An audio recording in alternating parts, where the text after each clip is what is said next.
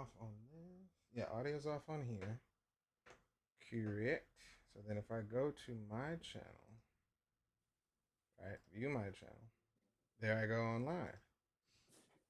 And I'm looking at the same screen over there. So you see what I'm doing? I'm doing crazy stuff. And I'm live on at least Instagram.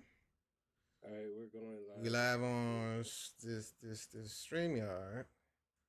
And we're live on my YouTube. So if anything breaks, we're gonna blame you. Who's this? Is you?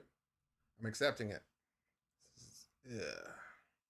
All right, let's see what happens. Where are you at? On Instagram. No, it's my friend LeGerald. Come on, man. Okay, I hear you. Oh, this might not be good. Wait. Yeah, I don't know if this is gonna work. Hold on. Turn the audio down. Now say something. Test, test. Okay, see, I turned the audio off on my speakers this way, but my microphone should be recording. We're gonna have to let people do the test and see what they hear. Right. But other than that, it should be working.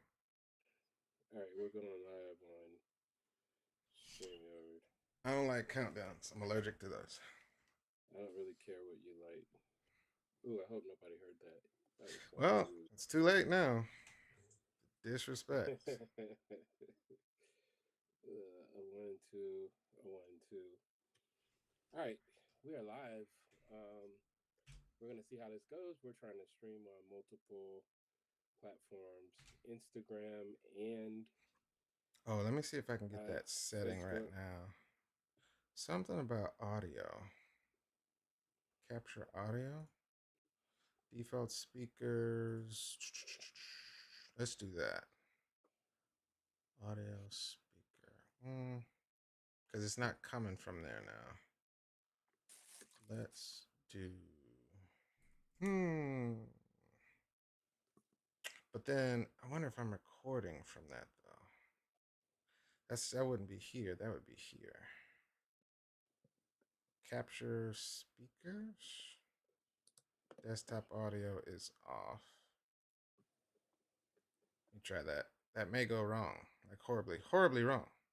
But the point is, we're here to see stuff, all right? We're here to see things and understand things. That's what we're here for. That's what we're doing? That's what I'm doing. I don't know what you're doing. Oh, okay. You could be doing all kinds of crazy stuff, and no one would know the difference. All right, so now comes the part where I'm going to take some design cues from this previous robot in this shot. As we can see, this was a highly, dangerous, highly dangerous and mobile robot. We got plate armor. We got these cool little, muscular, these black little muscle things. And this is based also on the large robot. So I kind of designed I designed this from the large robot. I don't know if you remember what the large one looks like.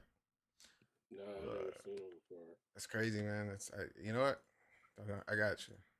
Let me do it. Let me do it for the people. People may not know. Yeah. The people. So show us what you're designing, Marcus, the Right. visual. I will. I will. So this is the gigantic, kind of like the giant mech villain. And if we look This at is homie that attacked Colonel Mars in issue 3, right? no, well, the orange one, the kind of orangish one is, but let's go to the actual book. Oh, you talking about this? That's the humongous one. That's right. That's what I was talking about. Are these really all the wrong kind? That's hateful. Let's see if I got him in here. There he is. There he is, right there. This guy. Yeah. So this is the giant one, right? So I took this design, right? And I designed this guy. based on this guy. So he has the plate armor as well, but the big one has this cool kind of like, I don't know, cobra like head shape going on. But he has the cool muscle things all up under these. It's like a digital or virtual muscle. And that's what this guy has as well. As you can see, he is a similar design. So we're going to design him down a couple of notches from this to where we are now. But these are about, what do we say, about 6 feet, maybe 6 feet tall Yeah, I give versus him the like kids. around 6 feet, 6'3" in Mm-hmm, that area. mm-hmm. That's what I'm saying. That So is, that's how we do it. You wanna go with something that feels like it's living in the same design warehouse. They're building them out, same company, wherever that it may be. All right, man. If you're not gonna DJ, I'm gonna start hiring a DJ. man, I just don't want to get us, arrested. You know what I mean? You're black in America and you're afraid of being arrested, man. You gotta be consistent. This is y'all. Okay, see, I'm not gonna be able to read comments, man. You're on. I'll You're on. I'll be able to read what you Yeah, see. What do you see? on Instagram, it says, y'all been in the game longer than me. I respect you guys. Good looking out, brother. Thank you. What is that? Appreciate you. Hate Man Comics. He says, how y'all been doing? I'm doing. Oh, that's what's up. That's good. That's good. Well, thank you for the respect. And it was not the goal to be, trying to be something in the game. Well, we're just trying to do what we do. The Yeah, game has and had to be played, and we learned a lot. All right, so this guy, I think I want to do something that feels a little bit more angular to what we have before. gotcha. And for anybody on Instagram, if you didn't see us, we did this last night. We're kind of doing it on Facebook and IG this time.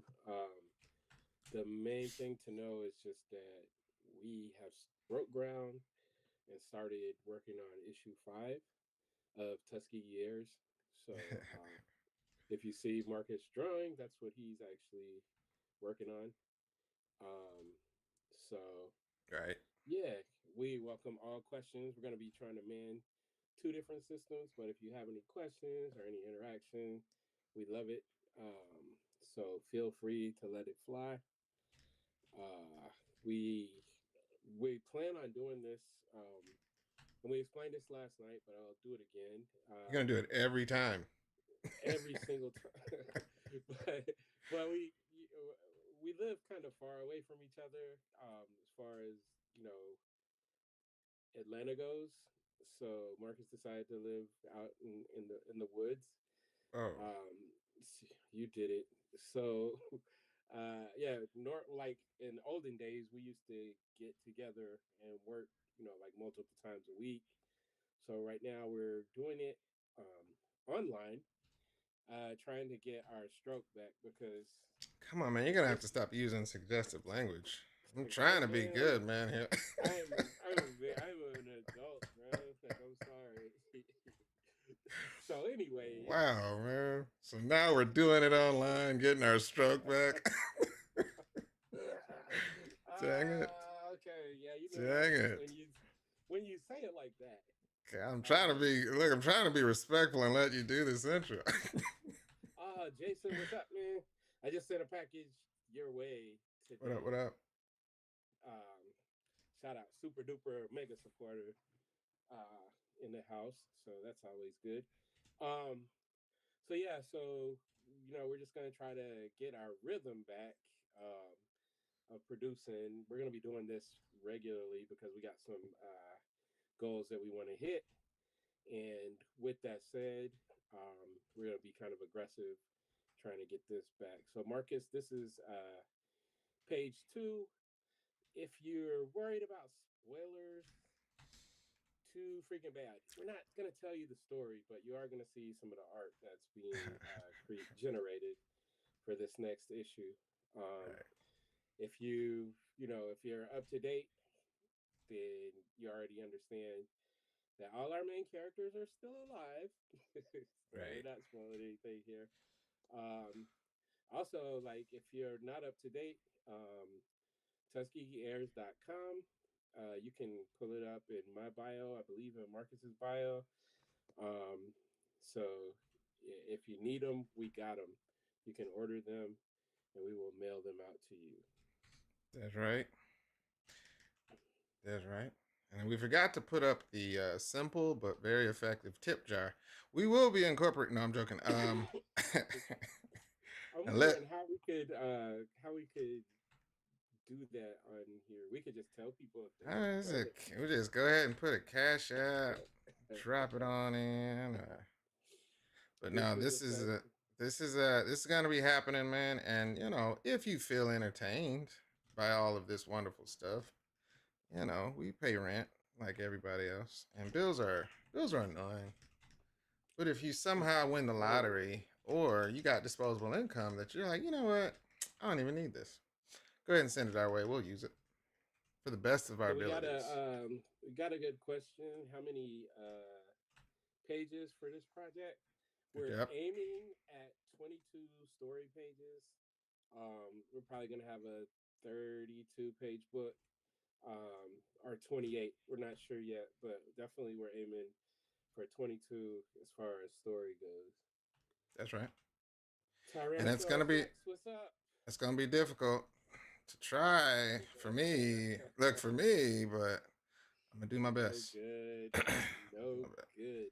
Like Marcus is notorious for being like, "Hey man, I added a couple of pages," It's and then just the couple of pages will be like 5 pages. 5 extra pages. I know he's trying to be done, but makes it so much better. And Well, listen, I was influenced by a Japanese comic artist, so you know, it is what it is. and I mean, we don't get tons of complaints, so you know, That's a lie. we're good with it. We get complaints about us not doing it, but we don't get complaints about the book. You know Like what I once mean? it's done, it's okay. All right. Yeah. I enjoyed that. Where's the next one? Ah! So, Right. We got YouTube. He said airs content. What up, man? Is that DJ? Oh, DJ. I can't read that. My eyes are blurry. okay, man, we know your reading isn't really the best. You I know tried to hide it, man. I tried. that. Oh man, I like my new ring light, man. My ring light went out like Mm-hmm. in the middle of me streaming something. Right.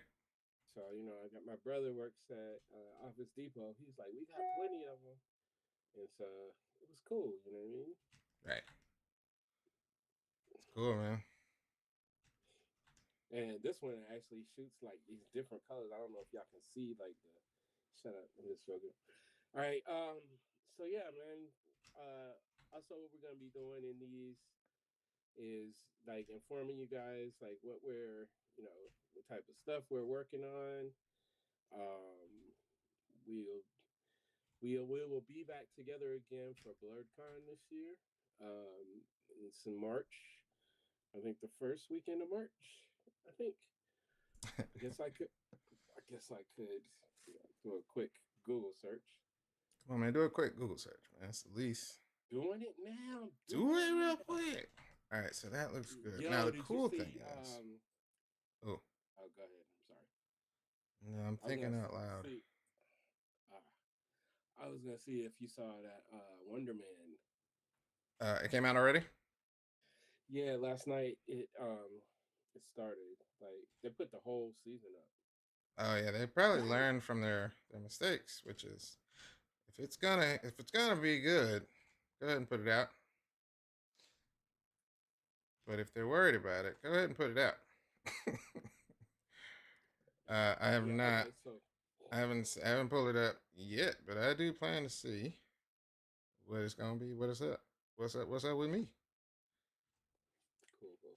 Yeah. So BlurredCon March 6th through 8th, 2026. Word. We will be in the house. I'm gonna do my commentator, like my right now. Marcus is drawing Yeah, yeah, yeah. a robot. It's funny because with this particular robot, we haven't like came up with any character designs. Right. We're just letting the maestro do his thing. And see, this is something that actually is a question I get often because it's like, um, if you're designing, how do you start the design? Where do you get the reference for the designs? And luckily, this is something that I do have a form or I guess like a design. What's the word I'm looking for? It is a design family. There you go. Kind of like a design family. So each of these designs starts with the concept of organic, mechanized robots. If I'm echoing on any of these platforms, yeah, I got to say something. So I feel like you can hear Greg's speakers. I'm probably being heard on Greg's speakers because I can hear myself on Greg's speakers. But y'all gotta, if y'all get uncomfortable and hearing us So let talk, me. I'm just wondering if I mute my the StreamYard. or at least Let's just see. look if it's low, you should be good. But it's just the feedback from your speakers are probably audible. I got my Okay. headphones in, so I'm hearing Instagram. But yeah, if Yeah, y'all I hear got. if y'all hear feedback, let us know because we can probably remedy that with some more headphones or something. But all I was saying Two is pairs of headphones. basically there's a design family that I'm going from. It's organized, organic, you know, mechanized, kind of a thing like that. So these muscles are, expandable. Like I see all of this in animation anyway. So if this robot was the flex, these muscles would tighten. They would actually bulge and stuff like that. In this design, this was like the first sketch I did of this robot, and the goal was that this robot, can actually breathe. Like it has an exoskeleton, but it's in turn when it breathes out, it's a whole bunch of steam that actually gets expelled from its body. And I was like, oh, I can see that happening. But that's what's been driving the design of all of these types of robots. This was in issue 3. Yeah, book 3. Where we designed this. I guess he would be like close to 8 or 9 feet. This is Yeah, a he's this is a a really really agile, but he's not building size. This robot right here is not the size of 2-story building or nothing, but he's taller than Colonel Mars, which is the kid's kind of like their sensei. If you guys don't know, but he's a problem, But this plate armor is very reminiscent of this design yeah because he is advanced, but these guys are going to be about a good step down from that. But they're yeah. definitely still a problem for normal humans. But our kids ain't, they're not normal. They've been trained to Mhm. whoop all kinds of tail, and they got We weapons. got a we got a good question from Pingo Lake. I guess is how we're gonna pronounce it. Cool. um, they're saying how much of the story is written and how and when do you decide that's enough for an issue and start working on the art? So typically in comics, you're gonna write like the entire script and then pass it along to the artist. With Tuskegee Heirs, we do not do that.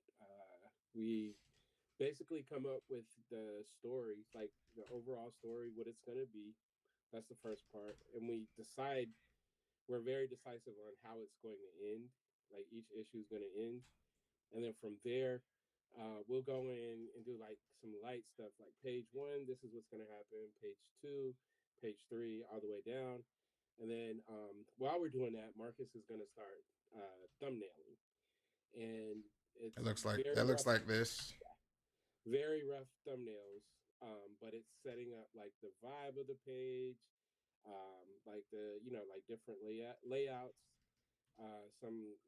Sometimes a page calls for like a really creative layout, so we do that, and then as Marcus starts to actually, like do these fine details, now we're going in and we're jiggling the script and trying to put it, like really start to get the vibe down.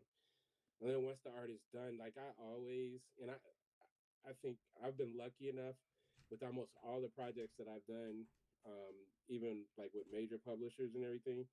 They always give you like a last chance to look over it once the art's done to see if you have anything you want to change, anything that you're interested in, like editing, whatever. So our process, because we've been working together for 50 million years, um, 50 lemon. like we 50 lemon years. we we have like a pretty easy process that we've developed, uh, going all the way back to this.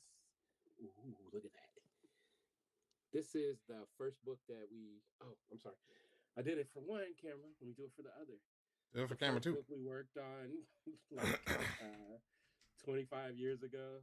Um, we had a lot of fun, and we learned a lot about ourselves. I think in that process. So we have a like a vibe that we work really well with, and we decided we're gonna try to keep to it, to get this first like story arc finished. Mm-hmm, mm-hmm. But as far as I would say the only thing that added that is the story part. We've already mapped out Yeah, yeah, the yeah. first story arc in our heads. We've talked about it all the way to the point of saying, okay, what's going to happen after this? Story arc right here. This first story arc is called Flames of Destiny.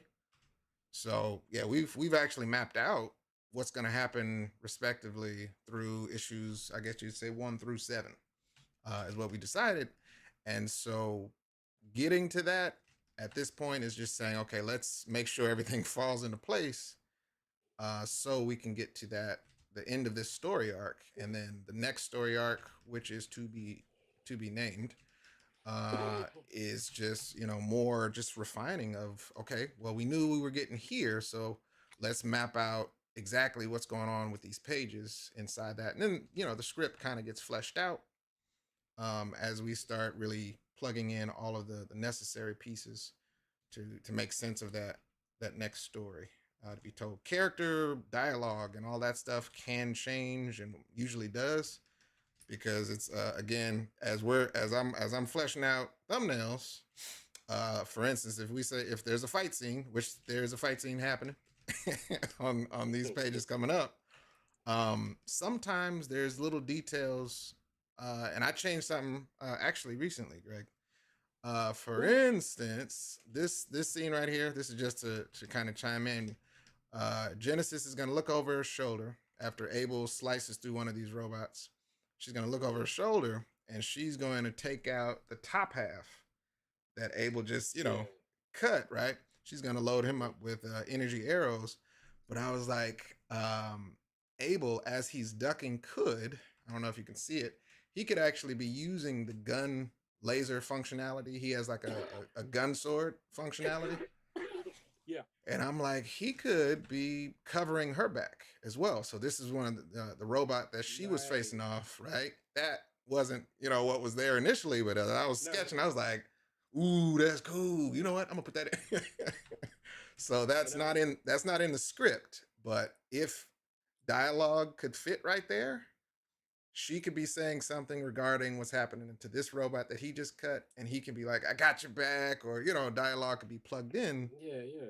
and it's not something we've necessarily scripted, but that's a part of like storytelling that happens mid mid art, and we can always go back and say, that, okay, what would make sense right here, because a lot of times we find stuff, character dialogue and or character moments that can suddenly really piece together something we're moving towards anyway. So it's like, oh, what'll make sense right here? This, and oh, that's good. All right, cool. Put that in there, and then we'll put that over there. And because he said that connects this to this, and it really kind of changes on the fly Yeah. sometimes. But that's Yeah. again, that's really not normal.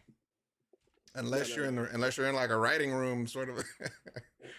But Right.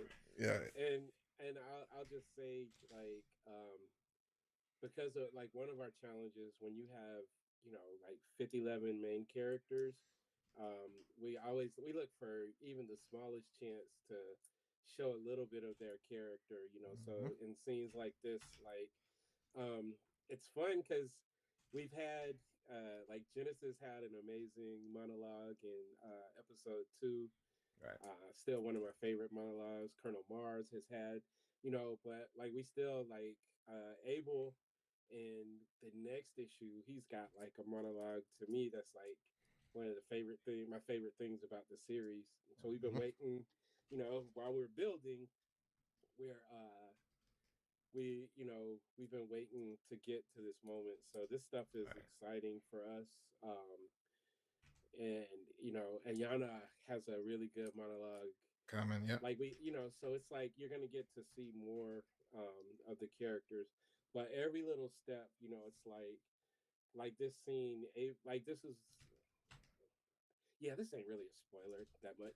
uh like this scene, able, our kids are gonna have their weapons that they got at the end of issue 4, Right. and you'll see like Abel's, using this amazing sword that he has, and even when he does some, fantastic, work with dismantling one of these drone robot droids, whatever you want to call them, he's still looking out for his teammate. As soon as he does it, it's like no celebration. It's showing that the way his mind is wired is like we're not done until we're done. Um, Right. so I think it's just, little things like that help to show the characters. And we've been lucky enough over the years to have had, I lost count, around 60 Mm. like different cosplayers that Oh have yeah, yeah, yeah, cosplayed yeah. our Mhm. characters. Mhm.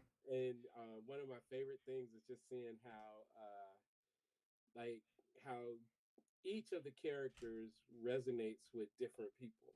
Correct. Sometimes it's based off of, oh, this character looks like me. Sometimes it's like, this character has my, like I identify with him or her from a personality standpoint. Mhm. Mhm. Um, but that's the stuff that like us, doing, working together for so long. I don't think we ever talked about that in the beginning. Like, man, one day people gonna dress up as our, like we Nah. didn't think about that kind of stuff. We was just like hoping we could make something. Right.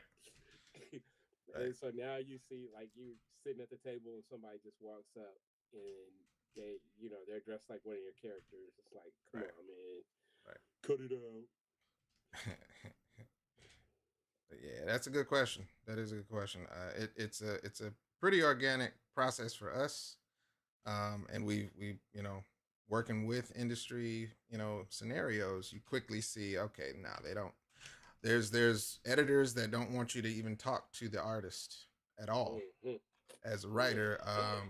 But obviously, me and Greg are both storytelling, so it doesn't make sense that you know in this cadence, we come up with the story together. We trust the process at this point to say, okay, if anything changes or adjusts, there's a good reason. Or if Greg comes to me and says, "Hey, man, I had a thought," I'm not gonna be like, "Nope, we can't deviate. It's wrong." And that's how Yeah. the industry. I guess they have to, or maybe traditionally that's something I they feel I like it's understand. protect it. Yeah, it protects the integrity of the I work. understand, but like if you have to me it should be like a case by case basis, right? Like Right. if you have like for me, I'm used to working with artists. I'm used to like managing projects, like all that Hmm. stuff. So Hmm. I'm not like when I talk to artists, I'm like trying to get their feedback. Right. I'm not heavy handed. I saw a really good thing. Ken Lashley, somebody reshared something that Ken Lashley said. Hmm. It's like when you include the artist, Right. like in every step, it's like that's where the magic happens, right? Right. I don't ever want to like be like, artist, this is what you need to draw. I don't care if you like it or not. I don't care if you think it's stupid or not. I always want to leave that out. Like, yo, if you see something or Hmm. if you have any ideas, um, then you know share it. Let Right. us know. Right. Good question. It's going to be a hard question to answer. What About you got? Harold Pete, author, creator of Spirit, the Woman of Hope. He says, about how long does it take for you guys to put an issue of Tuskegee Heirs together? We're gonna And find that that out. We're gonna find that out together. we had two issues that we put together really quickly, Right. and then we had a couple more that honestly it takes longer for us to get in the lab than it does to create Right. to Right. create. Like once we get that headstrong thing, like this is what we're gonna do. So yeah, but we're gonna see this one. We started basically on Monday with this. Mm-hmm. Mm-hmm. So let's see.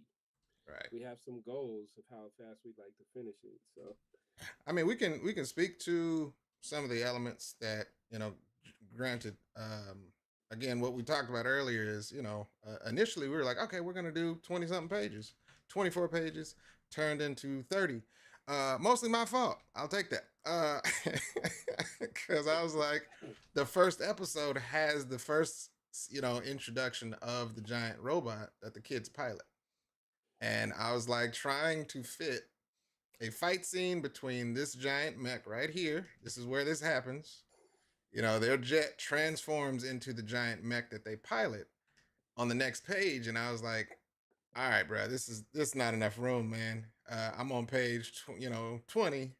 I need more time. I need more space to show the transformation, to show the fight scene." And Greg's like, "Okay, but how many more pages?" I was like, "I don't know. Give me a second.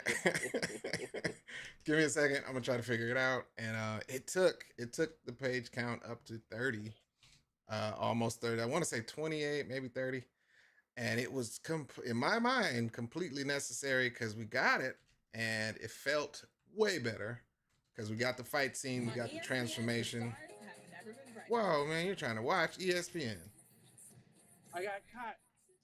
Wow, man. It wasn't me. I thought What's it was up, on me. Barbaric? What's going on? Anybody on Instagram, if y'all leave a question, if we look like we're missing a question, just use that little word balloon icon at the bottom. That way we don't miss it. It'll give us a notification if we're not seeing your question, or if you feel like we haven't seen your question. Use that little word balloon so we don't miss it. I'm looking at YouTube. Appreciated Marley. He said dope work.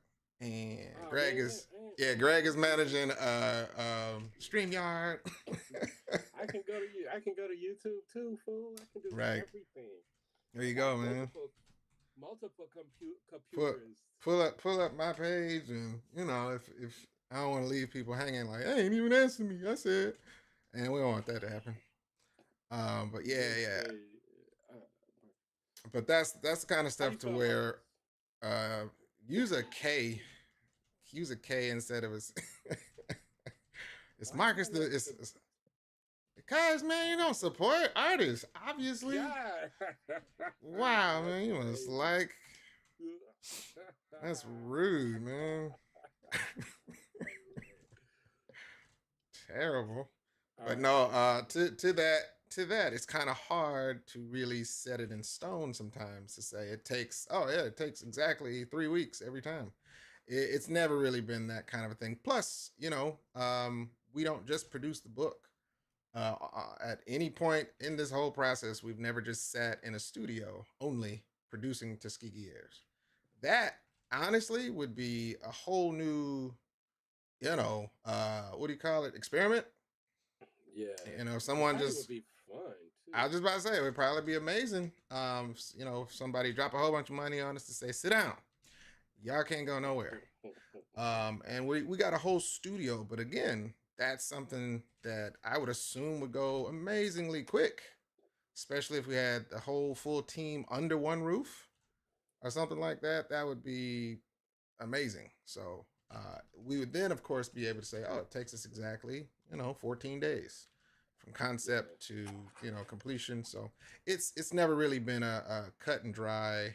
We don't do anything else except produce the book, and a lot of people think that's what happens with us. And then, hey man, what's taking so long? But we're on the road.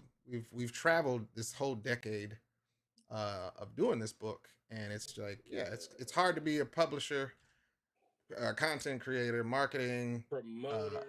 Correct. Every aspect of the business is handled by two people, and it's a lot of work, man. So when you get into the rigmarole of managing and juggling every aspect of it, it's like, okay, yeah, no, we do make the comic, but Yeah, we we also got do. to be in. We started at, well, we were at 30 shows at one point before the pandemic. I want to say it was close to 30 shows a year. Dude, we were no, it was like 35. Like we Right, were going almost some every insane, weekend.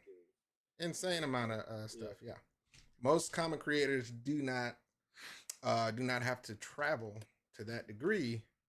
They're comic artists or they're comic writers or their job is that, so they don't have to get up and travel to 30 plus shows, 20 plus shows, as well as make everything else happen. So it's but either way, we're gonna find out this month Ooh, exactly. I got a. Here's a good question that I'm asking myself.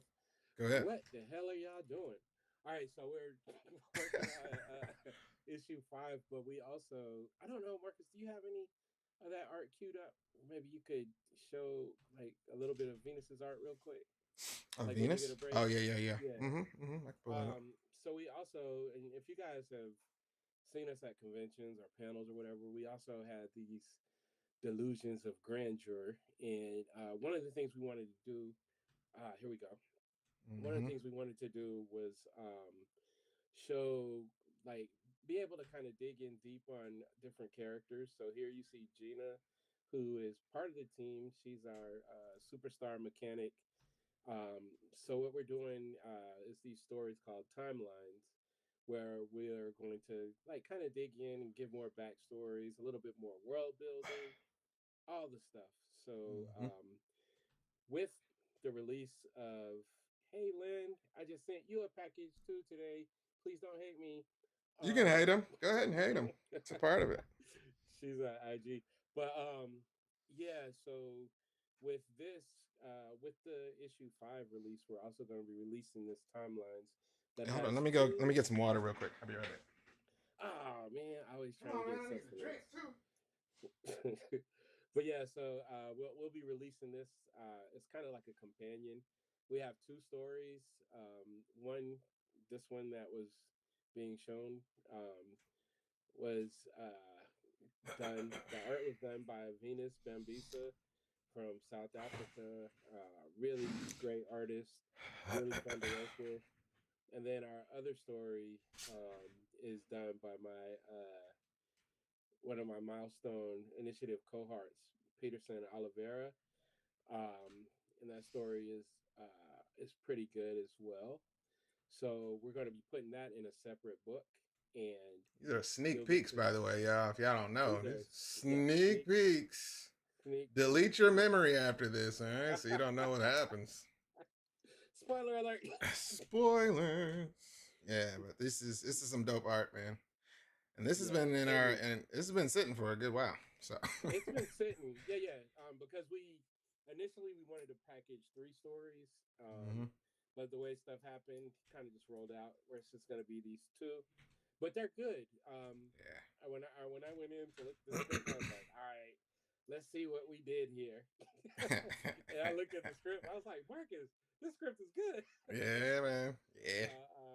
Yep. Yeah. So just had to edit, add a comment here a little bit. Mm-hmm. But yeah, and those actually have gone to the letterer. They went to the letterer today. Cool. Shout out my favorite letterer, Davison Menace, who's And for just those that don't know what a phenomenal. letterer is, because you know what, we don't really know the extent of anybody watching this thing. If y'all don't know what we're talking about at any point, please feel free to like clarify. Yes, we're both based in Atlanta. Somebody asked in Instagram. If you don't know any of these terms, Greg is saying a letterer, and you're like, what the hell is a letterer? Letterers are the people that create the word balloons that actually you can see. I've roughed them out throughout these pages. You see these little bubbles amidst all this crazy chicken scratch.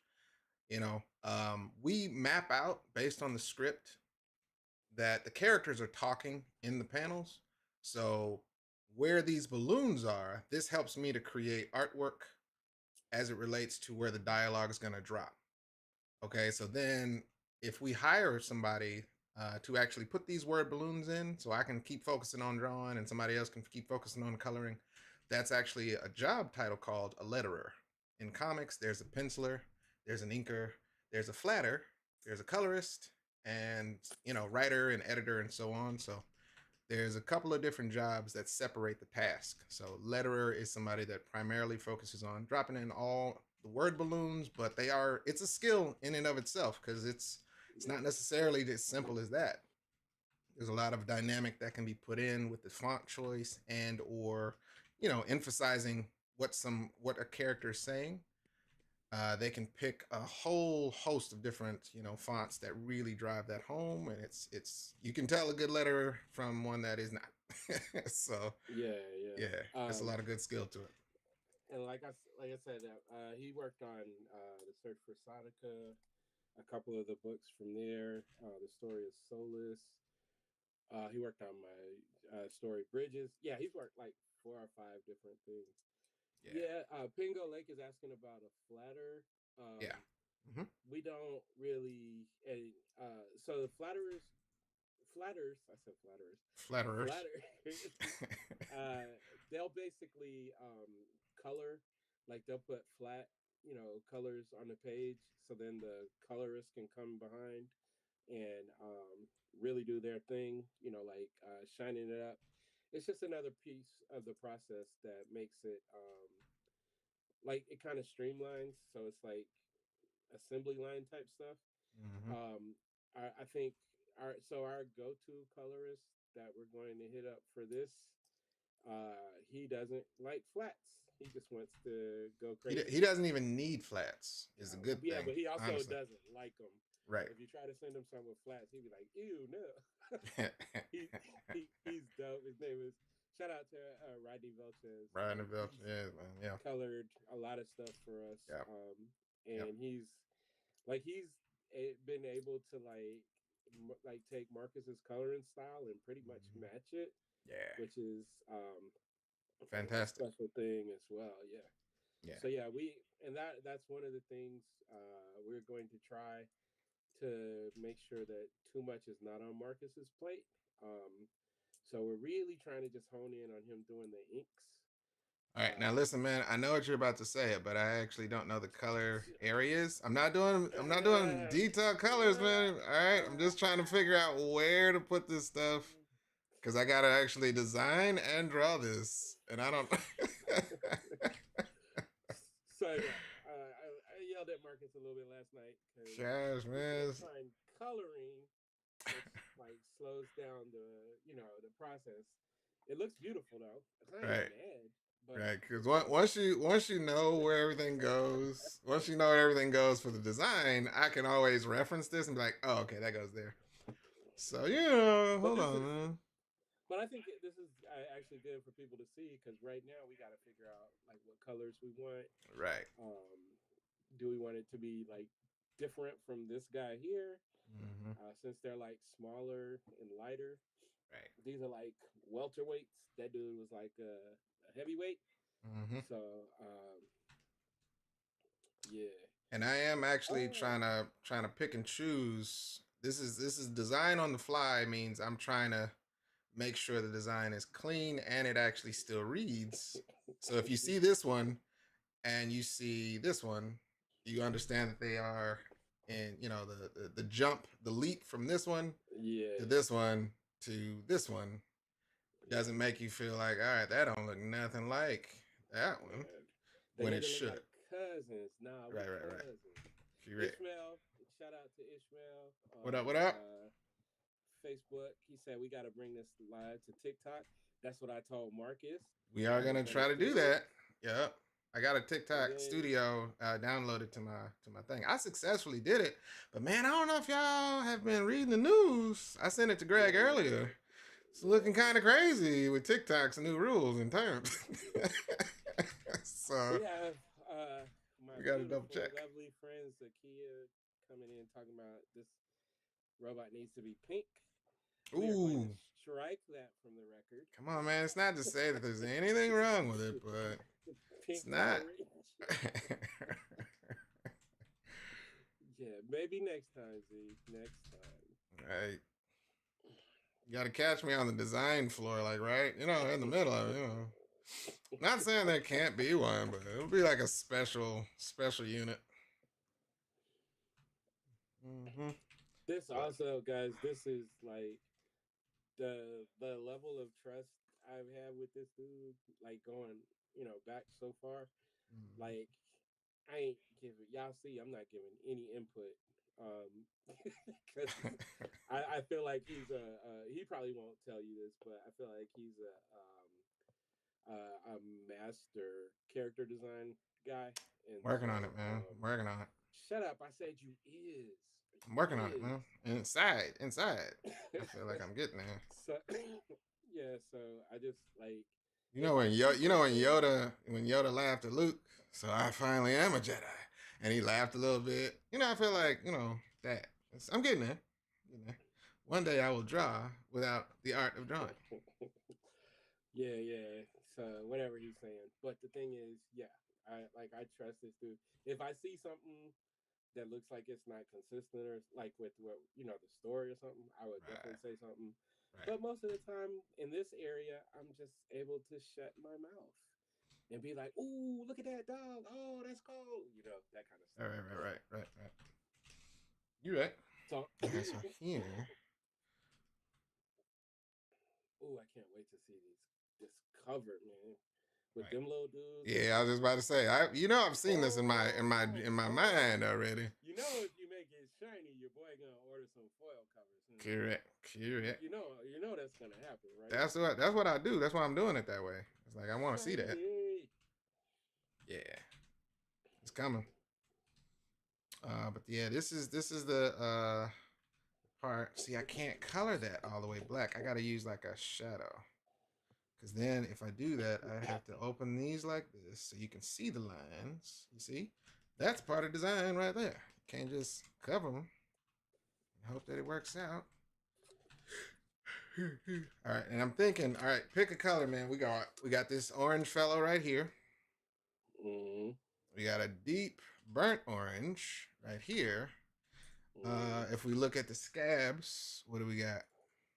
Well, remember the scabs are separate entities, so No, I know. So then we they're gotta go. We gotta go but they got like a next. golden brownish type of. Yeah.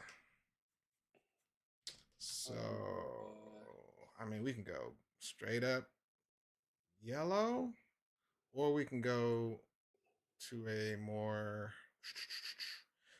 I mean, yellow would mean what? First, let me see. Let me see. Let me see what it look like. Let me see what it look like. ooh, but they're gonna be in that brown, Oh, that's like true. They're in the in desert. the They're in, sand and they're stuff. in the desert. They're in the desert. You're right. You're right. All right, hold on. We're just gonna select it, and then we're gonna try different colors. What Thing. if Once I we once I drop this color, I think I can keep moving. I just want to make sure it works visually. I promise. Promise y'all.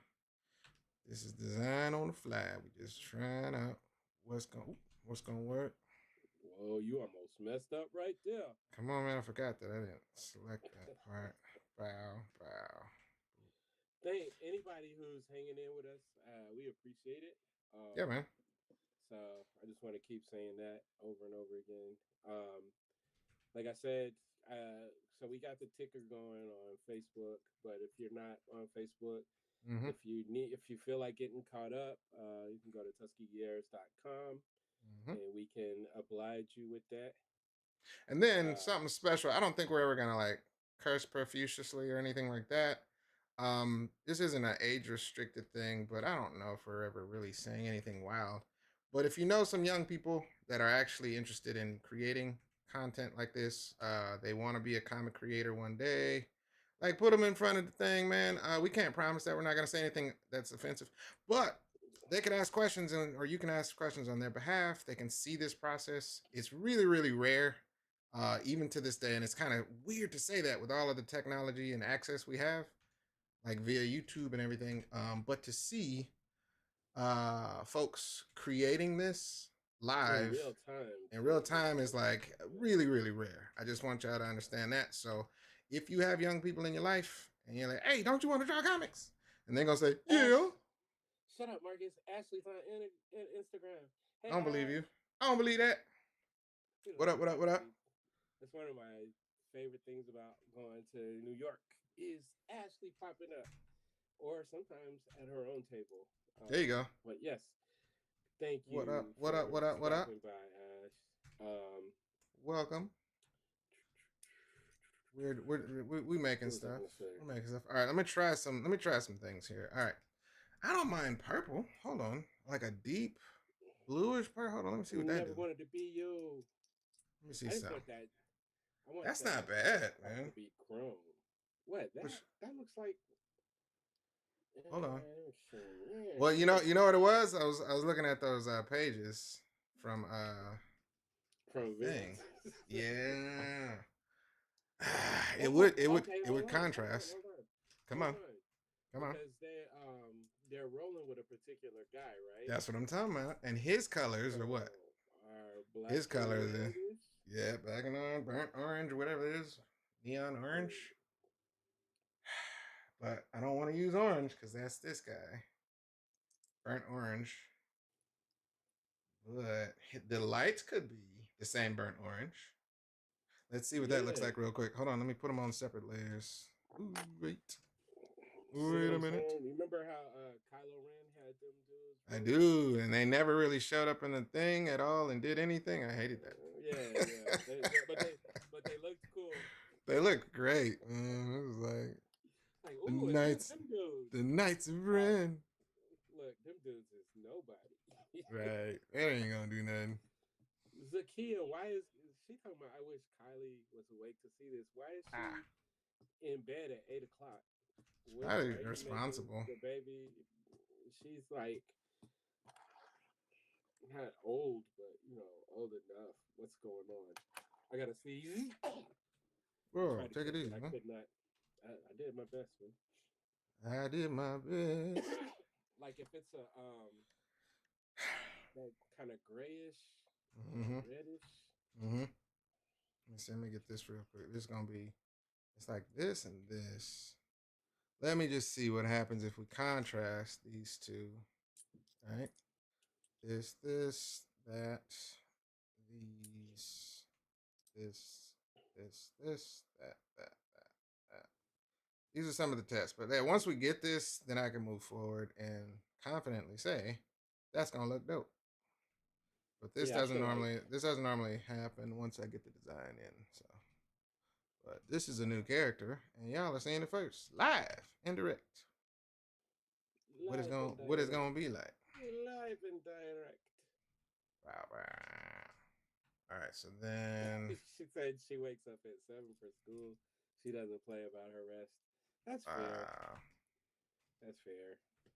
she has to be irresponsible too. I think a lot of people don't understand. You gotta have irresponsibility and responsibility. Balance. So you gonna stay up to 5 a.m. Yeah. All right.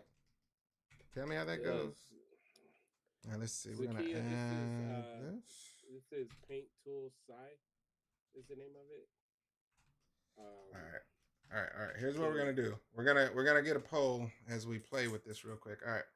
Here's some colors. Ooh. We got that purple right there, right? But we're gonna go the range. We're gonna go the range. There's the pink for the people that said it should be pink.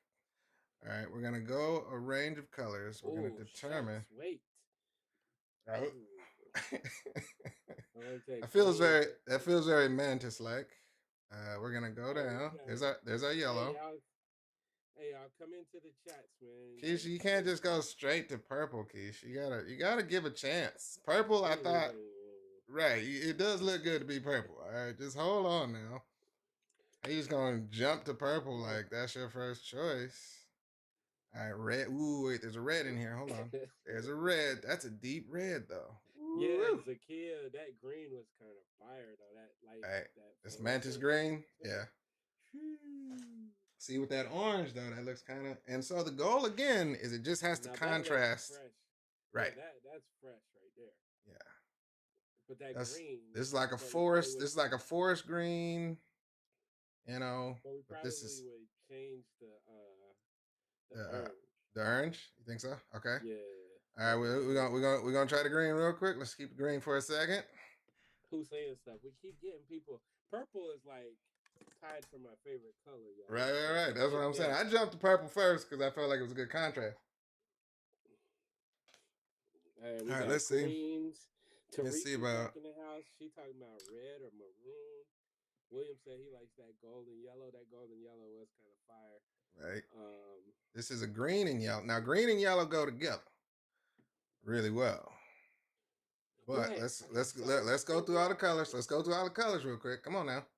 So can we I got this go? blue. We got a Can blue. you paint with all the colors of the We got a world? light blue. We got yellow.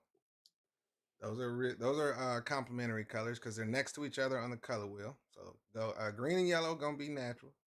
But We these, had but hold up. go ahead. These dudes need to be looking like gangsters, man. You're right. Zakia said that looked like John Deere.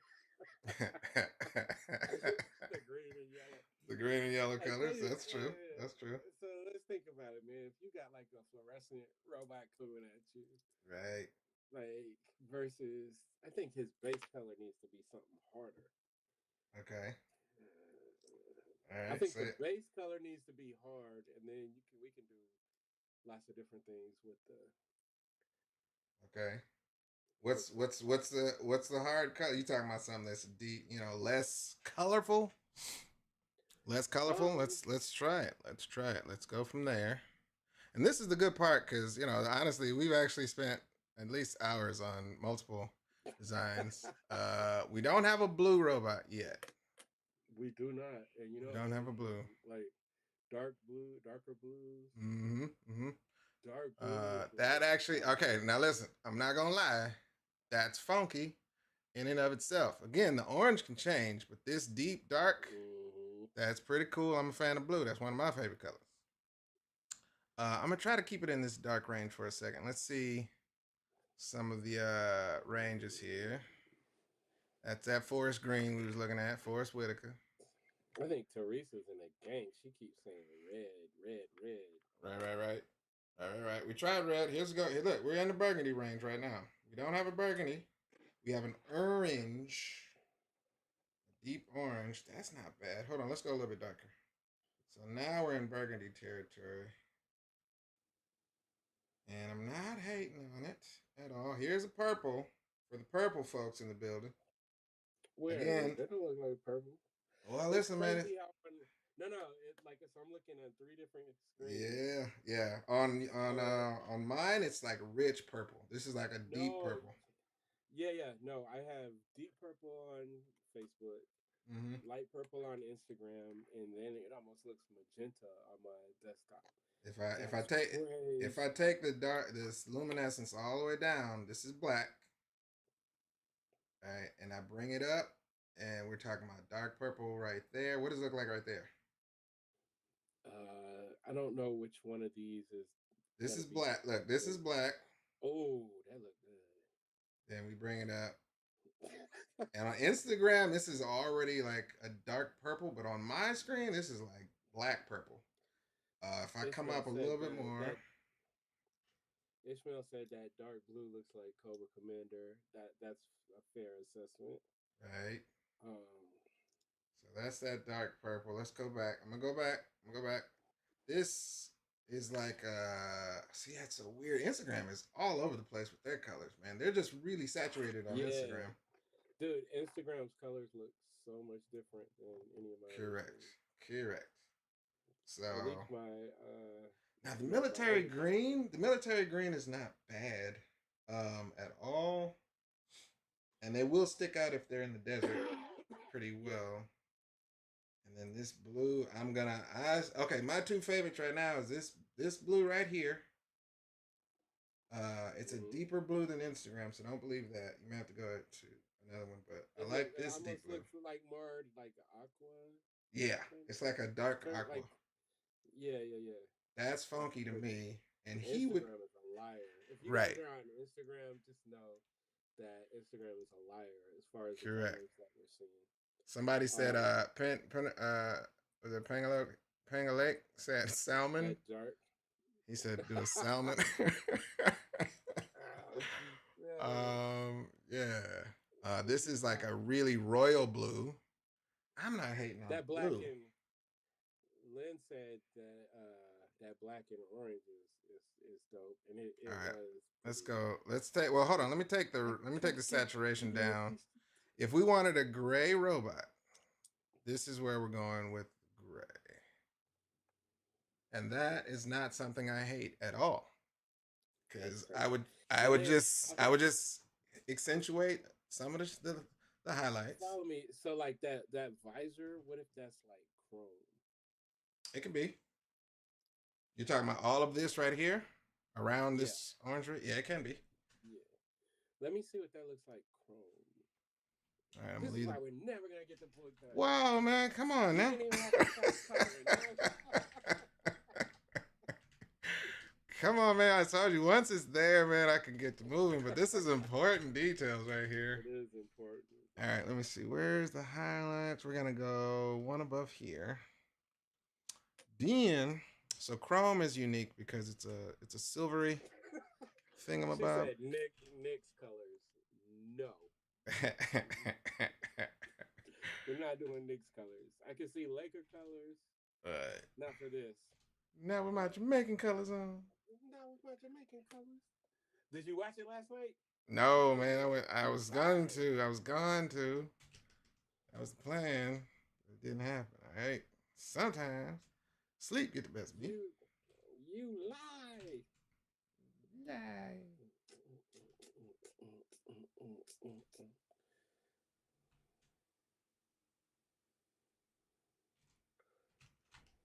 And then this would have to be, where is it at? What's this? Oh, okay, this is this. That would have to be like a, well, can I keep that or that would have to be blue? If we're going for chrome, you got to go for like a, you got to go for something that makes sense for chrome. You know what I mean? Chrome ain't always going to be chrome for everybody. That makes sense.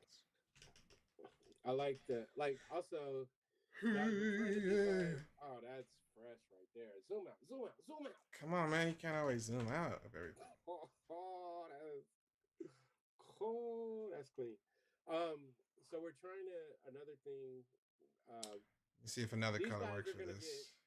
these guys are gonna get wrecked. Oh, They shaps. wanted to clearly Who was black? Oh, the drone pilots were black and green. That's why. I was like, I said, why does that feel so familiar? Yeah, we did that. We did that before. We did that before. These are so yeah, villain characters, man. we're trying to design some guys that can get shot up and smashed. So we want to definitely, even though they look like humanoid form, we want to definitely make sure people understand they're robots. So you won't Let's, open the book and oh, be like, "Oh, they killing people." right, Well, we don't want that. right. Dang, that does look good. But they're in his unit, so it would make more sense that they're of his colors. So Mm-hmm. that would be appropriate to keep it And in this range. here's the thing, like It's cool. since I know the creators of the story, like Mm-hmm, mm-hmm. they could have like different color, like the same design in Right. different colorways. You're right. You're right. Those things that you just said were not lies. I agree with I be those thinking, things. man. Sometimes I be thinking, man. You know, it's crazy. It is crazy. Some every once in a while. All right, so we're gonna park it for here for now. To say that, hold on, let me add a little.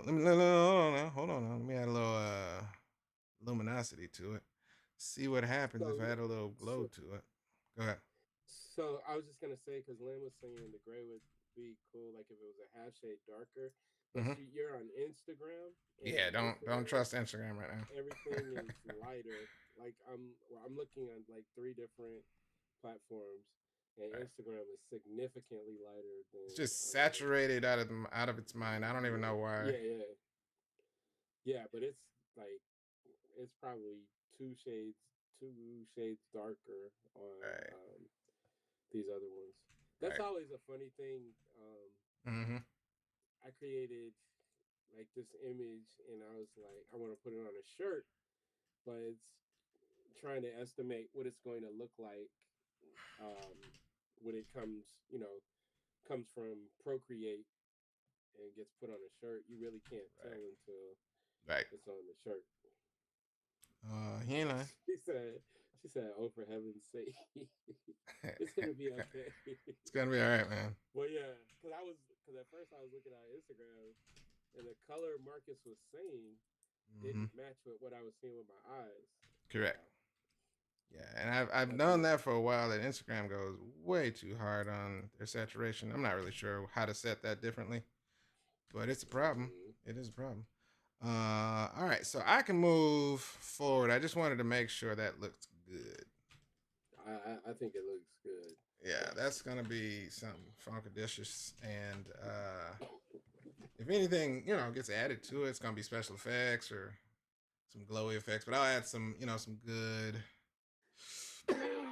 Where we at? Where we at? This is the highlights. So let's say that's what we go with. So then you can go with stuff like, here's that, here's this, like that. And this is again, now we can't give this. Oh, that's another premise. This is actually a production thing too.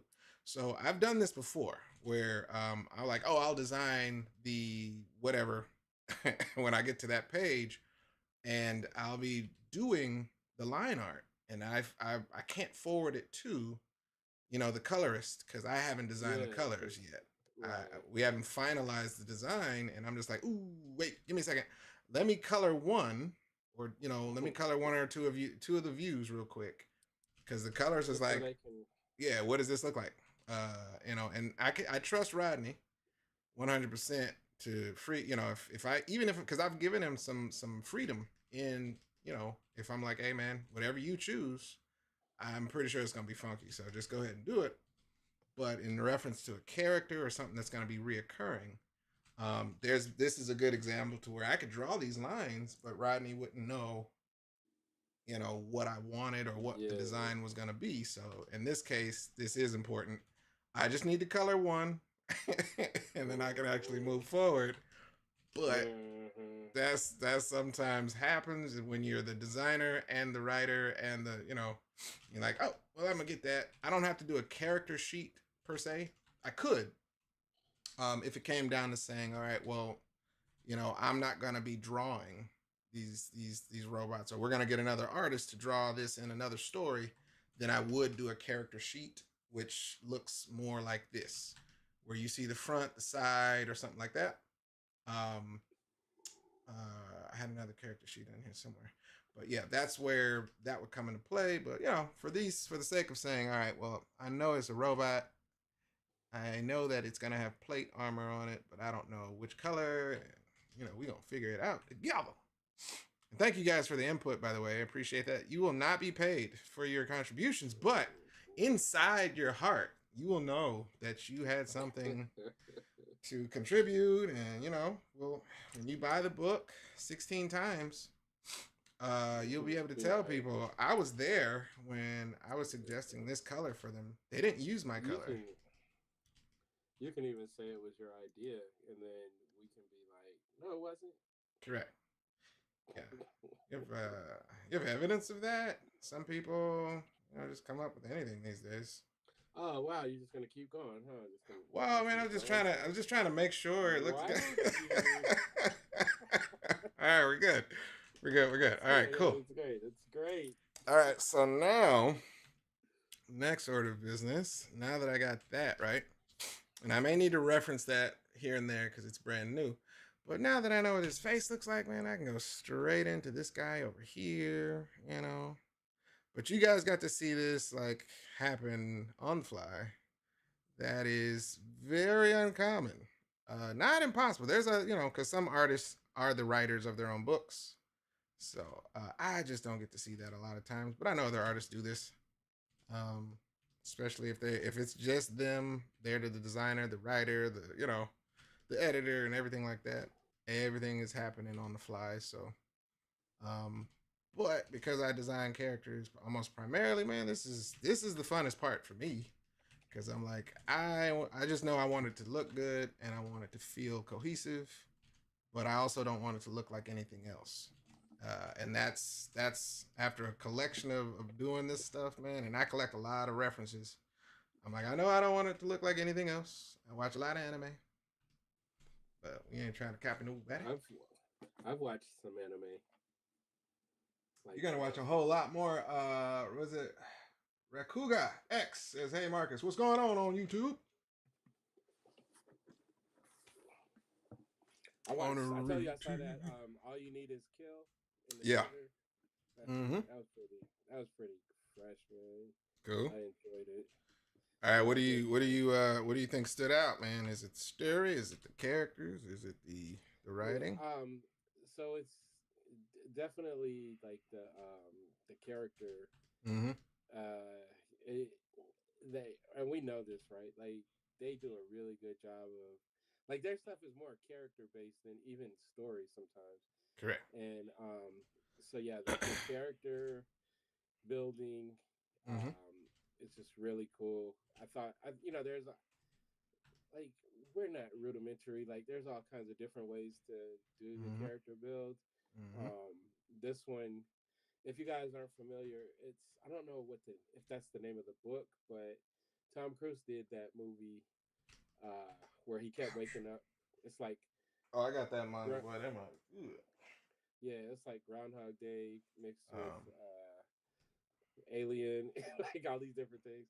And Mm-hmm. so this one was cool. Just the way like the young lady, like her figuring out what's going on, and like having it like die so many times Mm-hmm. trying to get it Mm-hmm. right. Yeah. You know what I mean? So it was cool. Really Uh, crazy. so so we have a question. Any advice on copyrighting my IP and putting out the first chapter? That's a lot. Like you want to get it done, and then you can go through the Library of Congress to to handle like copyright stuff. Mm-hmm. Um, I think the thing that we always have to like go back to, and you guys probably have heard us say it a million times, but uh, the first book we did, Starving Artist, probably before some of y'all was born. Mm-hmm. Um, we just did it. We just didn't take no for an answer.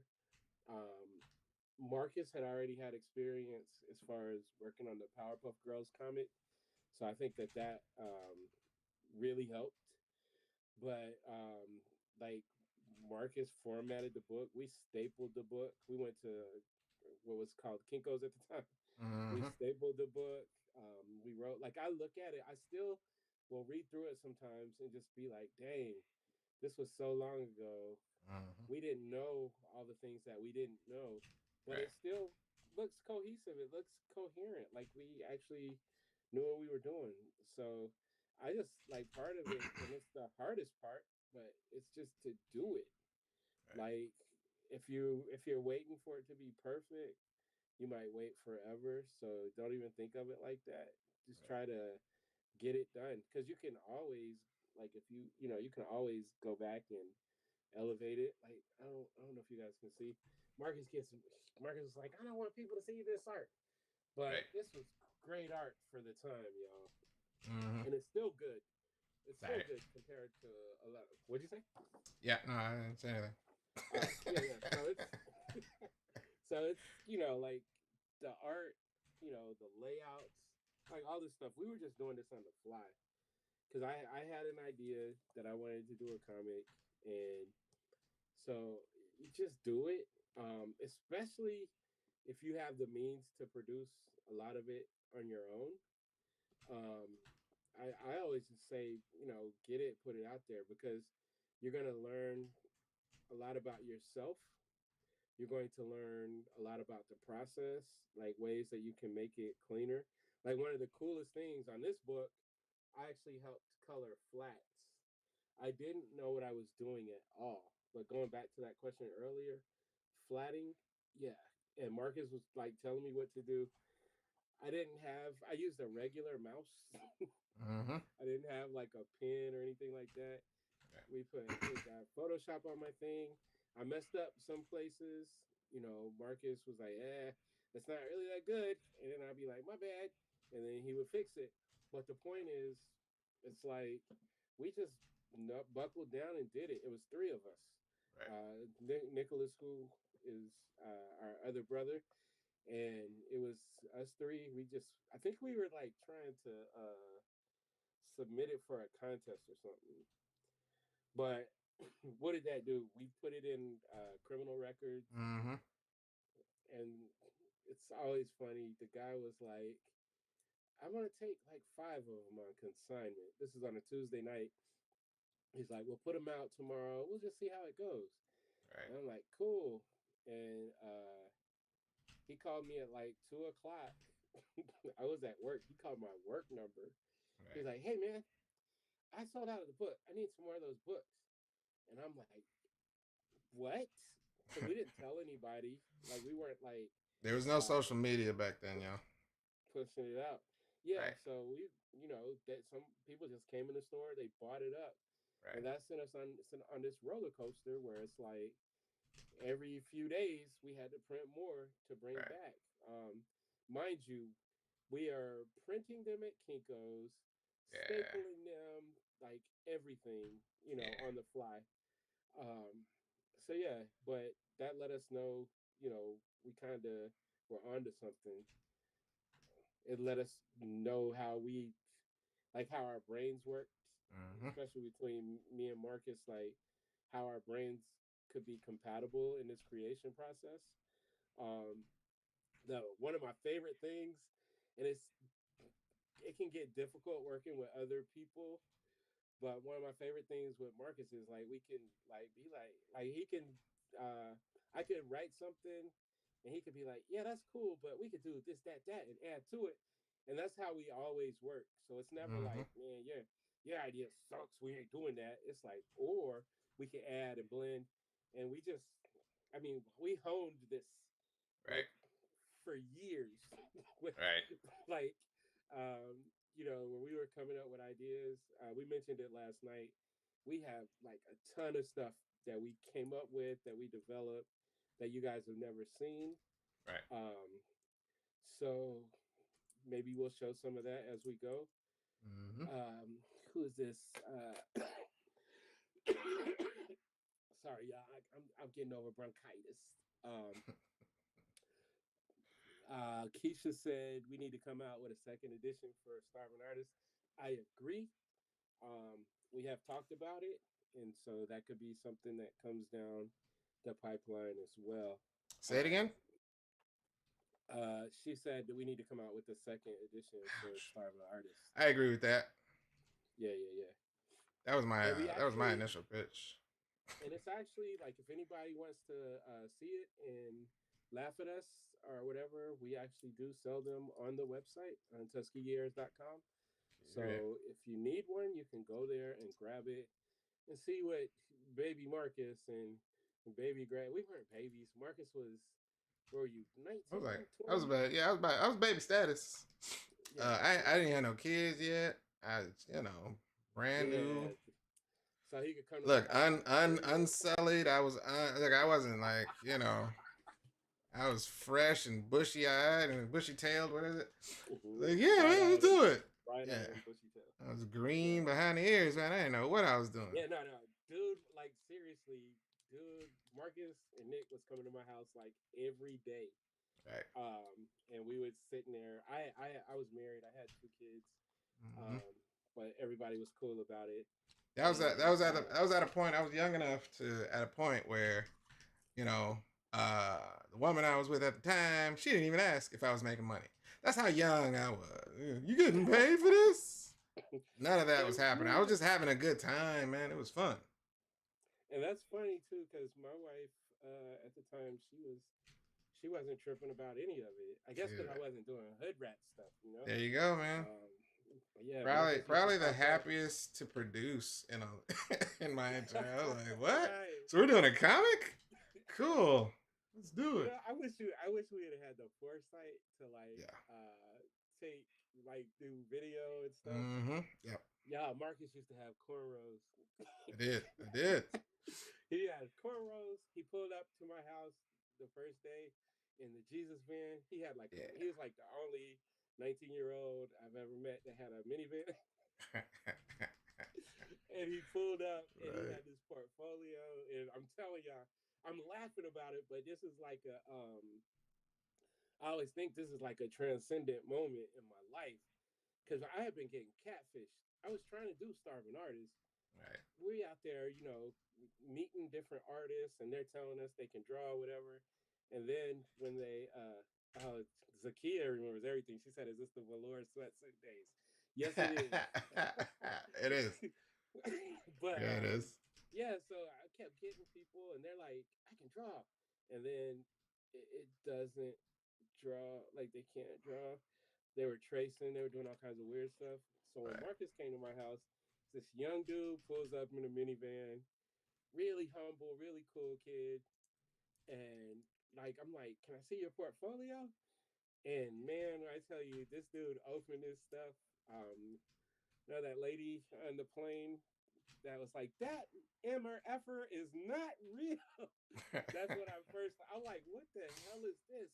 Like Right. it was so vast. He had like watercolors. He had pastel chalk. He had like stuff that was more digitally done. He had pencil sketches. I'm like, man, this dude is wild, bro. Right. And then I did the thing. I was like, so I got this character. You want to try to like sketch him out real quick? And he's Right. like, sure. And I'm like looking at Nick like, bro, what's going on? Because everybody was like, oh man, I work. It takes me a long time sometimes. To... but he's like, sure. So he started sketching it right there, and I was like, Right. bro, like I probably mentally passed out, Yeah. and then woke back up, and it was great. And we just been cranking ever since. Right. Right. That's the stuff to where it's that opportunity. In hindsight, man, looking back at it, it had to at least present itself. I don't know what I would have started doing if I hadn't created a comic from scratch like that just to see. But no one else was offering that opportunity. After I did Cartoon Network, I was just like, I mean, I want to do some comics, and I guess I understand the concept of it, but no one was asking me to do it because I wasn't a professional artist to that degree. Like I did some freelance for Cartoon Network, but no one knew of me, to be like, hey, Marcus, do a comic. So that was a perfect opportunity. It was like the perfect opportunity to say, all right, let's try. Let's see if this can actually work. Can we really pull it off? And it was fun, man. It was really fun. Yeah, no, it was. We got a couple. Jason got jokes. Well, first he said something that's really cool, and I wanted to expound upon. He Yeah. said, "Finding artists that can draw isn't hard, but finding folks with the right mindset is different." Mm-hmm. And this is 100. Like I've said it a million times on panels and interviews and stuff. I've Mm-hmm. always had this thought, even before I met Marcus, where it's like, if you don't see black people as beautiful, then you won't Right. draw them as beautiful. Right. And so that was one of the first things that I saw with Marcus is like he already appreciated black people, like and loves his people. So it's like I didn't have to. It wasn't hard. Remember, one of the funny things. So we had this character named Keisha, not because of you, Keisha. We don't Right. know you yet. Right. Right. Right. Right. But she's. I don't know if you guys will be able to see on here. She's uh, a dark skinned character. Mm-hmm. I don't. Is that even the right page? What are you doing, son? Um, well, I remember we had the conversation, and it was said like, "Oh, well, dark skin doesn't show up well on paper," and I Right. was like, "Who made that?" I said cuss words. I'm not gonna say those right now. But I'm Right. like, "Who made that shit up?" I did say the cuss word.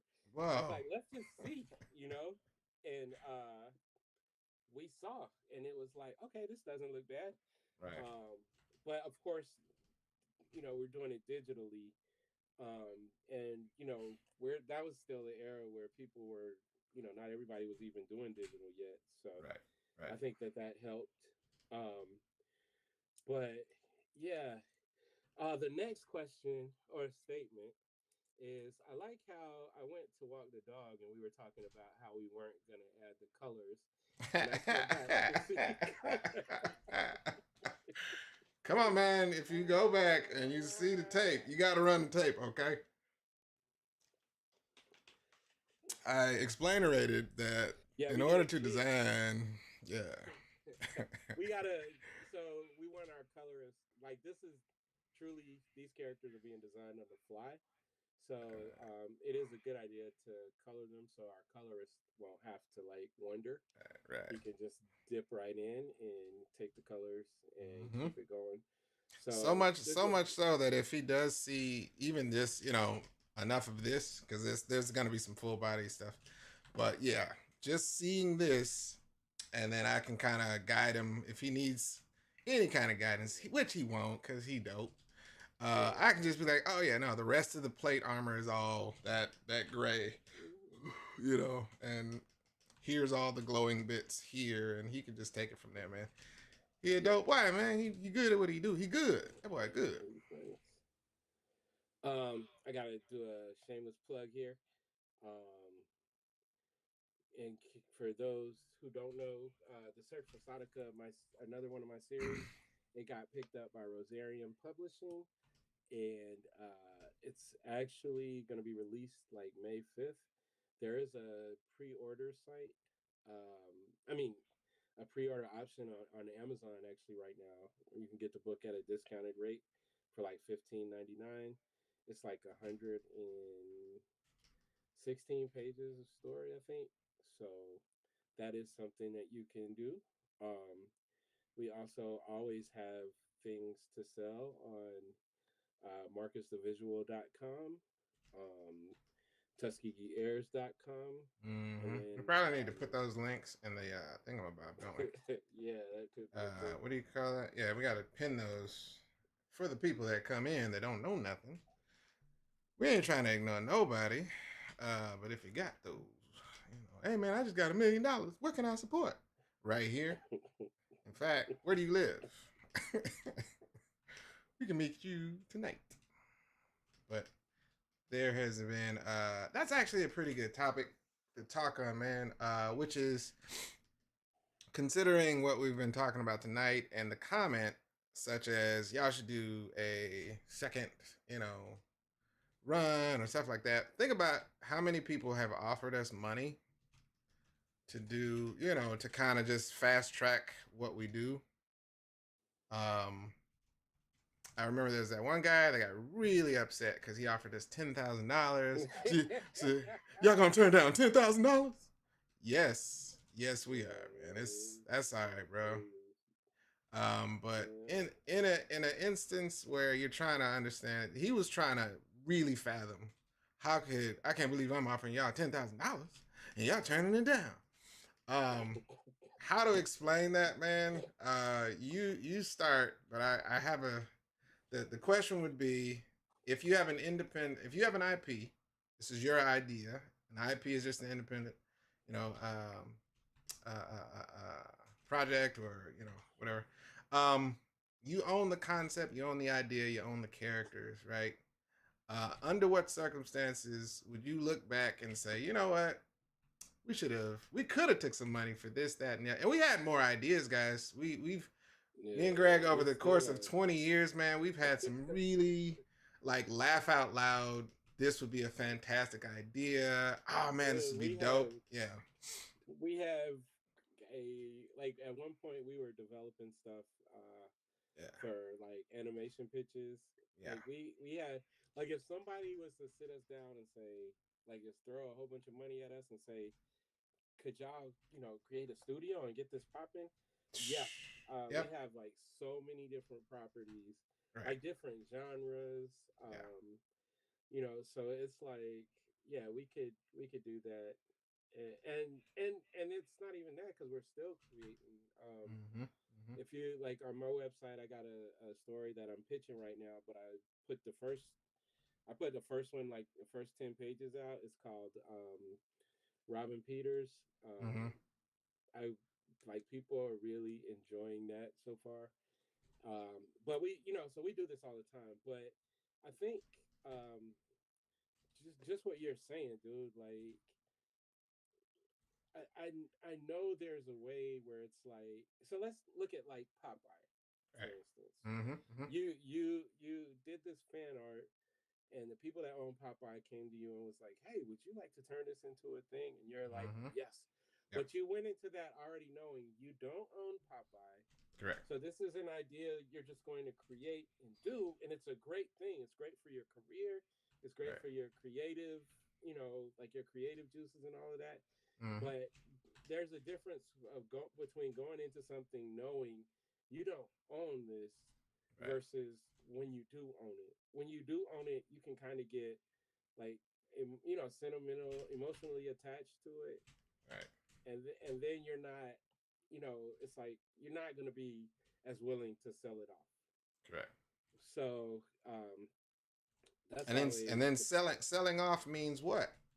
You know, because if you got, and I'm doing this for the sake of conversation, because the folks that have asked us about this before, it's something that we talk about sometimes if we're asked about it. But when you say selling off, explain what that means. So if you're the creator of something and you sell the rights to something or the IP to someone else to own it, right? What do you mean? Yeah, so well, it's different because it's based off of like how your contract's set up. Correct. A lot of people they're gonna want the rights for a specific amount of time. It might be 5 years, it might be 10, Right. but you still are like the owner of the IP. It's just that Mm-hmm. you're giving them the license. So Right. there's that, but then there's the one where they're like they want to buy this IP from you, or Mm-hmm. even if they want to buy let's say they want to buy the animation rights. I was just about to So they're say, like, Boondocks is a good example of that. With yeah. yeah, So yeah, they when they want to buy the animation rights, that means they own it, and it could be 30 years. A right. lot of a lot of them go like 25 or 30 years, and Mm-hmm. then you really have no say. Like if they Right. want to include you, they can, but they don't have to. They Right. could take your series. What we see a lot of times is they option people, and Mm-hmm. then they option you, which means they pay you a certain amount of money to be able to produce, this as a movie or animation, whatever. Right. But then they just shelf it, and Right. then they create something similar or whatever, Right. and you can't even fight back because they have the option for 5 years Mm-hmm. or something.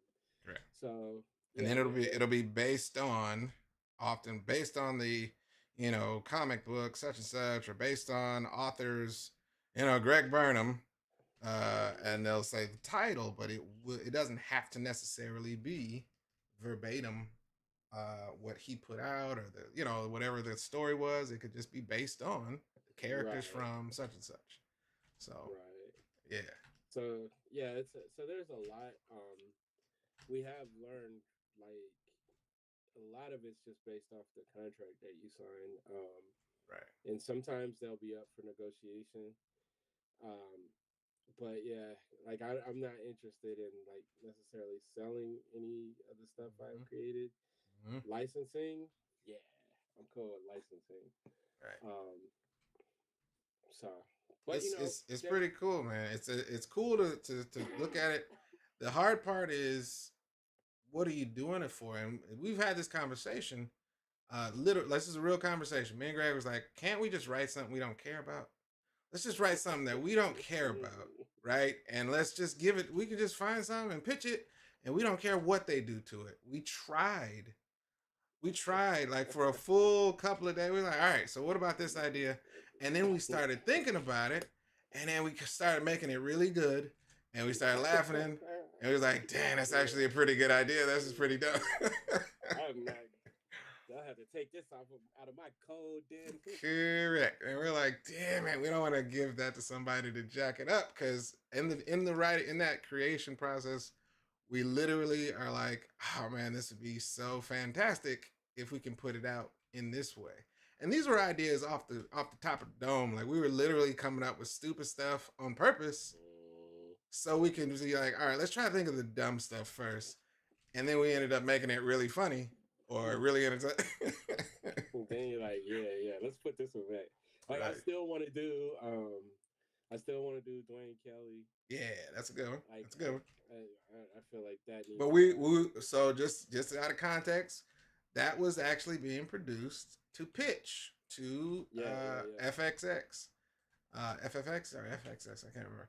But yeah, we were trying to create a pitch Bible real quick because we're like, what would be funny if it was live action or animated or whatever, and that's where that came out again, funny as hell, really hilarious. I still want to see it. It would be Yeah. like something I I think would still be happy to see.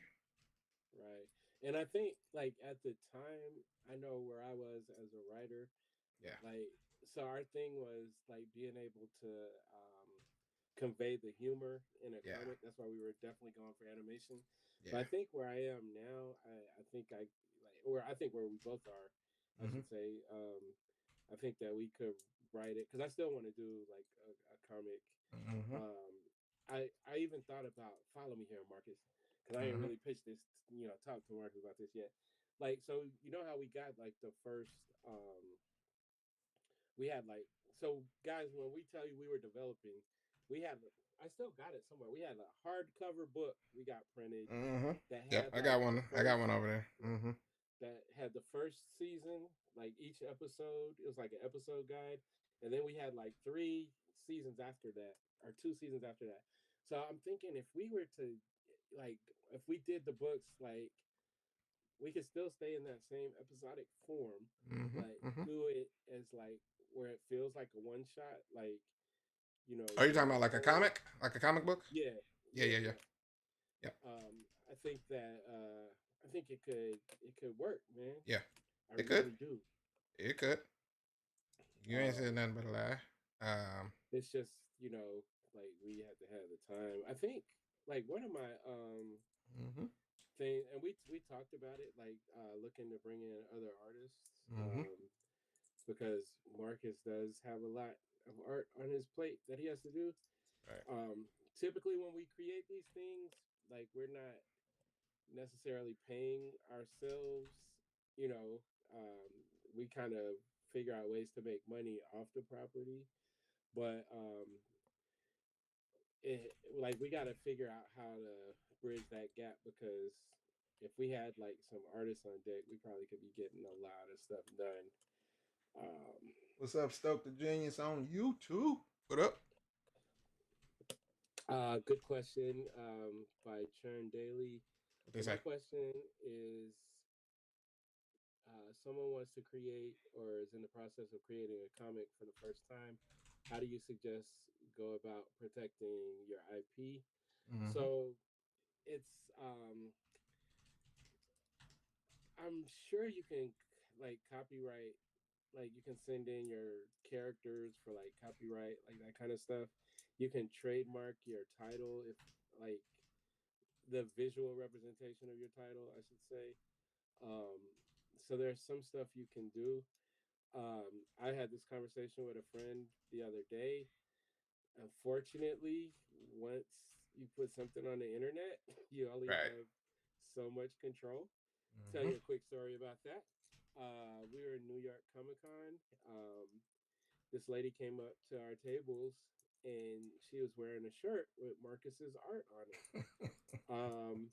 And it had like a Bible verse or something like that. Right, And so right, we looked at it and we just started laughing. right, And she's like, "What's so funny?" It's like, "Where'd you get that shirt?" And she's right. like, "I got it off of Amazon." So somebody Yeah. took Marcus's art and put it, created a shirt and was selling them on Amazon. And the same exact day, we were invited to kind of be guests at a party after the convention, and Mm-hmm. we're sitting at the bar, and this dude walks up and sits next to us, and he's wearing a shirt with Marcus's art on it. I was like, "Hey, And we bro, you know got this that is limited edition joint. I ain't never made that hoodie. Where you get that hoodie from?" and we know this is not Marcus. Like Marcus Right, didn't produce this. right. Somebody else did. So Bootleg there's only so much specials. protection you can do. Yeah. If you take the if you take your measurements early to protect your stuff, then you can tell people to stop. But I can only imagine like what like where there's Tuskegee Heirs stuff. I've seen so many like of his drawings. The cool thing about it is um, that we have a lot of people that rock with us that like bring stuff to our attention. I don't, Attention. Marcus. I Yeah. don't know if I told you this, Mm. but not too long ago, I posted like the first cover for the Search for Sautica, Mm-hmm. and this dude in my comments, he read me the riot act. He was like, "This looks like Marcus the Visuals work. I don't think you're supposed to be posting this."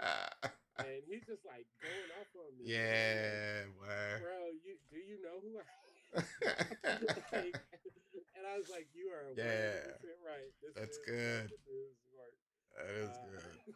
but yeah, Now he. that But I gotta give. Listen, man, and that's one of those blessings where you don't really understand it until you have to calm somebody else down and be like, calm down, bro. It's good. No, no, no, no. You're okay. I'm like, nah, man, I'm sick of you posting without tagging Marcus. And I'm like, no, no, no, it's okay. It's not their fault. Let me explain what happens on the internet, because somebody will crop something right along the way of me sharing some art, and they'll crop the somebody in out of thousands of people looking at a piece of art will crop it and magically crop my signature off of it or take your whatever name like out. that. Yeah, and that's just fuel, boy, for some of the people that I that literally are scouring the internet waiting for somebody to try to look like they're trying to not give me credit. And I'm like, ooh, wait, calm down. I appreciate you, but it's okay.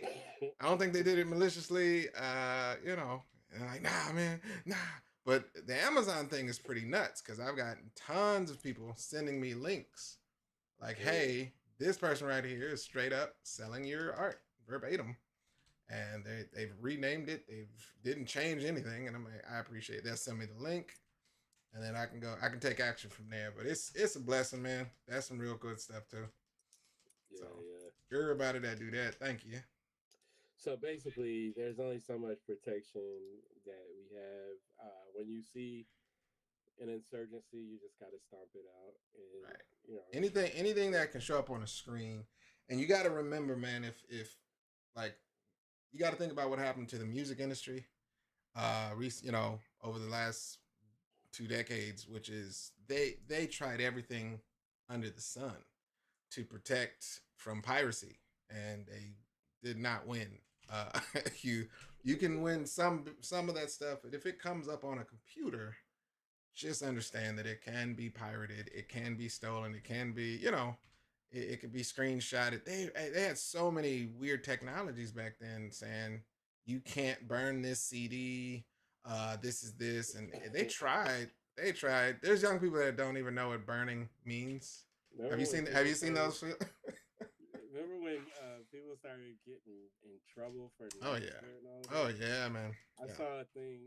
Jeff Teague, who's like a retired NBA basketball player, Mm-hmm. he said when he was in college, he didn't know anything, Right. and like they came to his dorm and was like, "Man, you downloaded like $10,000 worth of music." Right. Right. And so yeah, it's like times are changing, but Right. like I said, you just gotta do your best. And you can Hey, and you can Anthony, go ahead. got Anthony Davis. Yes, new issue in the works. I love it. Thank you, Anthony. Thank you for not hating us, Anthony. Like it got to the point where every time I see Anthony, he'd be like, "What's up, man? Y'all got when that new number 5 gonna come out?" Right. And so yeah, we're trying, man. Appreciate it. And we're listen, man. This is the opposite of trying. This is doing, and we're gonna Yeah, do yeah, it. We've never done this. I called Greg and said, "Hey, man, what if we just did it live and did it in front of people? And that way, we could also have witnesses to say, nah, they was on yesterday doing it." And that feels a little bit better because it's like I've been watching and studying a lot of content as it pertains to being a content creator. And I think the best thing I heard was he's like, you don't have to create content, you're already doing the content. He said Right. just record what you're doing and then post that or go live with that. He was like, you don't have to think about how to create content. You're already doing it.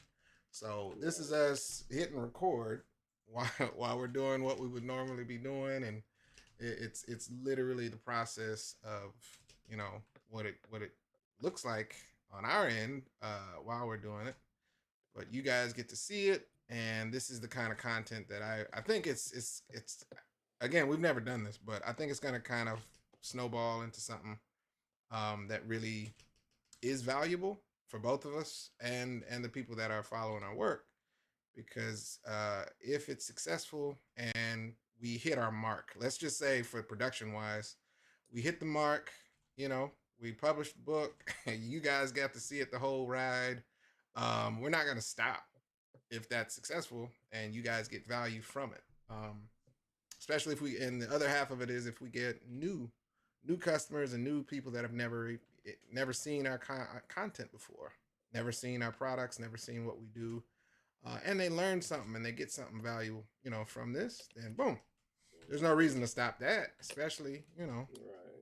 young people Also, coming man, in. this is yeah. Also, like so we kind of scaled back conventions Yeah, um over the last year or two.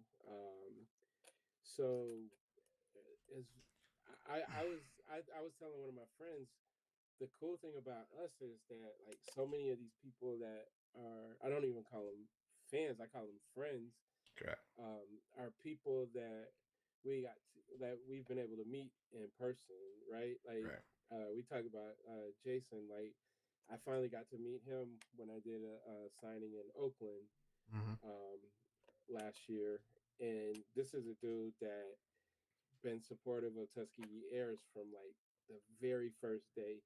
Right. Um, so it's like, we know a lot of you guys. We like when your message comes up, we know your face, we know who you are. So it's good to interact with the people that have, helped Mm-hmm. us make this into what it is. So I think that's one of my favorite parts. Especially like I said, you meet somebody even though you've known them online for a long Mm-hmm. time, but then you Mm-hmm. meet them in person. And we can literally say that for like every convention we go to, right? Right. Like, I remember one time we were going to. It was our first time. We were guests at this convention in Mississippi, um, and we were like, we didn't have any idea what to expect. Right. Like, we didn't know anybody knew about us, anything, Mm-hmm. and Mm-hmm. of course, with our blackness, we was a little bit late, like setting up. And so we had our backs turned, and we're like setting up, and then it's like we just happened to turn around, and it was like the doors had just opened, and it was like 30, 40 people there Mm-hmm. that was like there for us. Right. And so it's like, and some of those people, like I said, they're still like friends to this day. Mm-hmm. So yeah, man, it's like this is good. Like just seeing you guys chatting with us, and the whole nine. So Right. all And of it is also, good. if you did eventually, start hating us, it's okay. We're gonna we're gonna work that off. All right. Yeah, we deserve it. We So caused the problem. We caused the problem, but at least you see that we are not, you know, trying to run off into the sunset, man. But this is I think a really good because you know what, conventions are therapeutic. And I tell this to people a lot too, which is you create in a vacuum. Most times, I'm at the computer, mm-hmm. uh, you know, 3/4 of my day, and I don't talk to anybody. There is no communication. There is no, hey man, let me ask you a question. I'm just in front of I'm in work mode and I'm creating, but it's a very isolation chamber kind of experience where I don't Mm-hmm. I don't get any feedback. Um, but when you go to the convention, and you're talking to people that literally say I've been following you for 10 years. I'm like, you a lie. What you mean 10 years? But they actually can pull back, they can reach back and be like, yeah, man, when you did that Dexter, I was like, God, what? yeah, man, I told you, man, I've been, and then they'll read the fan fictions or something, or they really do have the all the receipts from stuff you've Mm-hmm. done for 10 plus years, and I'm like, what? But that's the kind of stuff to where it feels. That's what I think this is gonna feel similar to that, because if it's a new type of content in the sense of saying we're doing it with the people that rock with us, or Right, right. we're creating And a new platform where we can actually have these conversations and build those kind of new connections. So it's cool. and just so you guys know, like we're not saying you got to be on here all the time. You're definitely gonna get notified.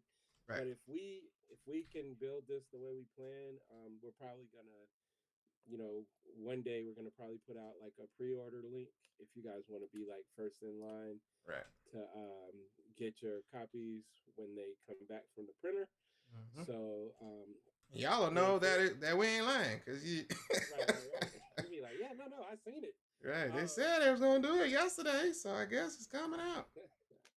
and again, for anybody that just jumped on later, it's not just going to be this book. It's not going to be just issue 5. We're Right. also going to release the first book of timelines, which is Mm-hmm. like some expository, like world building, character building stuff.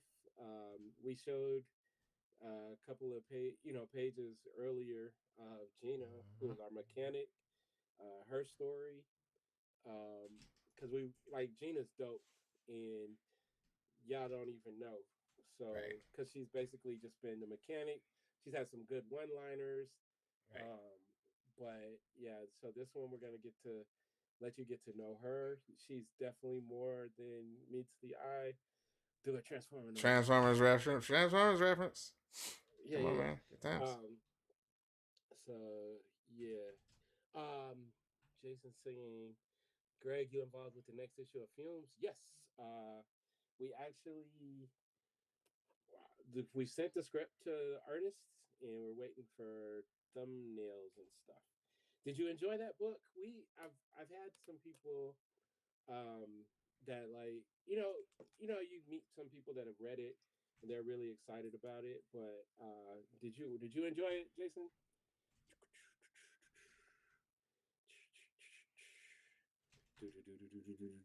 What more can I say?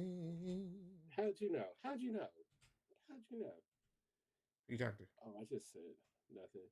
Oh, okay. Well, come on, man. You're saying words. But Um, yeah,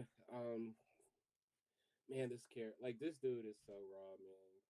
I'm gonna tell you who he reminds me of when we get off the. and We this can. is this is this is just to bring you guys. I know I'm designing a lot of this stuff on the fly, so I've only drawn this helmet from this view. So this is a side profile view, sort of, but this is I'm creating a 3/4 view live, so y'all can see it. Hey, show him his face real quick. I'm not trying to disrupt you. Yeah. Also, how long you got to pick up Uh, the baby tonight? yeah, I gotta head out at like 9:45. Okay, Yeah. so we got about 40 minutes. So yeah, Mm-hmm. this is the guy right here that's gonna be under the mask, y'all. Hey. Just letting y'all know. Yeah. Yeah, he a thug. All right. And this isn't hard per se, but it's like I want to make sure it looks right, and because this is gonna be his debut, panel for the most part. But people don't know who he is yet. He's gonna be masked. Again, Yeah, spoilers, spoilers. Y'all yeah. here? Y'all know what y'all you knew getting what this y'all get was. y'all getting all the good stuff. I'm gonna tell you guys that Marcus and I have we've been so excited to get to this point Yeah. where we can see this little dude. We came up with this little dude in like 2016 or something, you know. Right. Right. But we just like been really excited to get to his part Yeah. because if you read like the first 4, um, you see where the story is. We're coming towards that climax, um, and we want it to be epic. And he's just a part of I'm gonna make up a word here. Epicacity. There you go. Right. Do not use that word at work or at school Come on, or man. on the internet. On the internet, you can. Unless you got that kind of vibe, and no one's gonna question you. Right, right. You can test Yo, it. so this side profile makes me think of something. Hmm. Not last weekend, the weekend before that, they put Lord of the Rings in the Mm-hmm. theater, like Mm-hmm. all Old the school ones. extended, Okay. the extended joints, right? Yeah. And so each one, Peter Jackson would come on and tell a little bit about the movie and stuff. It was Mm-hmm. really cool. It would only be like maybe 5 minutes, maybe 10, but it was like a lot of cool insight. So, the scene when they're in the and Moria, when Mm-hmm. they've already closed that door with the trolls Mm-hmm. and the orcs that are coming to get them. Right. So he said that Viggo Mortensen, he went surfing before he was supposed to. They were shooting that scene, and Right. the board like flipped up and hit him in his eye and swelled his eye up. Right. So they said if he was like, if you look at that particular scene, that fight scene, you'll never see him straight on. They always have him in a side profile. Jeez. Always a side Yeah. profile, so you can't see that his eye is jacked Damage. up. That Right. was hilarious. Man. That's pretty jacked up, man. That was a I good never. time. Remember? I didn't see the Remember? animated one that was in theaters. Did you? Was Oh, that it's good? on. I liked it. I'm not gonna say it was the greatest, but I enjoyed it. Yeah. Because it's Lord of the Rings lore. It's on HBO. Oh, okay. Yeah. You I should gotta check it check out. that. I should check that The out. War Yeah. of Rohirrim. It's about Rohan, Mm-hmm. but it was actually cool, and it actually there's a couple of little scenes with what's her name, Arwen. Mm-hmm. Wait, not Arwen. What's the thirsty girl's name? What's her name again? Elf lady. No, the thirsty one that was chasing after Aragorn. Oh, okay. She looks so much more thirsty when you see her on the big screen again. Like she was just like no self esteem. She just wanted She was to just be trying to get what she cherished. right. She was trying to get what she got. Yeah. She's a bird. Frankie. So Frankie last year she watched them for like the first time, Mm-hmm. and she did she was like just posting throughout, Right. and she was like, "This girl is a bird." But Yeah. yeah, it kind of lets you know a little bit about the Shield Maidens of Mm-hmm. Rohan. I gotta. It's cool. I gotta check it out. You'll probably be like, "Eh, the animation didn't because you be all Whoa. Well. Listen, man. It's kind of the part where I'm going. All right. It's kind of the point of my job, man. I got a quality check. DC has just been letting me down, man. DC used to be so amazing with their animated movies, man. I don't have nothing to talk. I don't know. And it's like the Yeah. saddest part, the last thing I saw that I was like, okay, it looks good, but the story and the writing was that Green Lantern, because I had to buy it.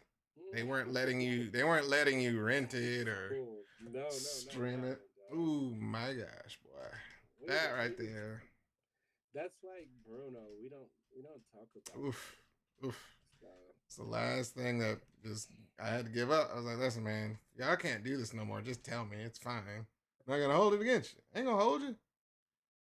Stuff happens. People be sending me emails. I don't be reading those emails. Right. I don't want it to be a conventional hoodie though. I'm gonna have to come up with I'm thinking like a cool crossover. I like that. I'm gonna figure out something that I got some good references though. I'm gonna fix this hoodie. I got a good reference for this hoodie. It's not gonna be a normal hoodie. Sure you are. But I can continue with the rest of this. Yeah, Jason, we're not listening to anything Marcus said about DC. DC is the best. Whoa, I just said they've fallen off a little bit, okay? Yep, we're not. Yeah, DC is the best. I'm trying to see if they'll let me write some more stuff for them. So whoa, man, come on, man. Yeah. Play these games. You excited about the next movie? Which one? Yeah, Supergirl. I'm not getting excited about their movies Right, until they knock some stuff out the park. Um, right, so right. yeah. Did you see the Master of the Universe? Master of the Universe Trailer. trailer? I Yeah. did. I did. I'm just happy they're, taking a serious approach. It's not, some sort of goofy Why do they have comedy to? or. Why do they have to keep bringing people to Earth? Like, Well, his mama's from why do I Earth, need to man. see that? I don't need to see that. But his mama I don't care about his mama. is from Earth. Yeah, they always trying to put some Earth shit, man. I don't want to see no Earth. They never really got all the way into it. They never showed. But his mama's an astronaut from Earth, and she just Yeah, actually crash that's landed on fine. Eternia, man. That's fine and good. I don't want to see just like I don't understand. They always gotta do that. They did that with all the Smurf movies. The Right. last Smurf movie, I'm like, oh, this looks cool. Doesn't look like they're gonna go into live action Earth. Lo and behold, there they go, jumping into live action. All I'm like, right, but all right, listen, listen. You're speaking from somebody that has the cartoon lore, and they're trying to. So the dude was like, this movie, in the eyes of somebody born in the last 20 years, they're like, who the hell is a He-Man? What's a He-Man? Right, that sounds stupid on its own. So they're That gonna was have to reintroduce the lore, man. I'm sorry. that was hilarious to me. There was Right. people complaining because they got that scene where I guess he's at his desk and it has Yeah. he/him under it, Right. and people were like, "Oh, they gave He-Man pronouns." Like, what do Right. you think his name? Like they went out of their way to make you understand that He-Man is a he and a man, and your goofy ass is complaining. Right. It's like, Like, wait, oh, what? What is this? Yeah. like just being mad just to be mad. God. I had all of those toys, man, and that's the part where I'm like, listen, I'll take any approach that at least takes him somewhat seriously. I'm happy that they're taking it somewhat serious. Like, it's not a joke. They're not making fun of him. And if he's the Yeah, main character, I'll take it. Yeah, they're not gonna like sidestep him to be like, not he, man. We're gonna focus on this character. No, let it be. Let's just focus on Adam for a second, man. I've been waiting. I don't know, 40 years. It's been a while, man. Daryl, we got some new people. This is crazy. This is the cool thing about being on for 64 hours. Right. Daryl, what's up, Daryl? What up, kid? What up, man? Whoa, man, watch how you talking, bro. What you doing? Oh man, you just throwing up gang signs. I thought. No, that's a peace sign. Oh, okay, well, listen, man, I'm sorry. Hey. For some reason, it's not letting me reply. Jason So, said I want to make hella jokes. He works for WB. oh, cool. But I like my job. I'm saying stall him out. Let Come us see on, how it man. goes. Listen, I'm not trying to put him.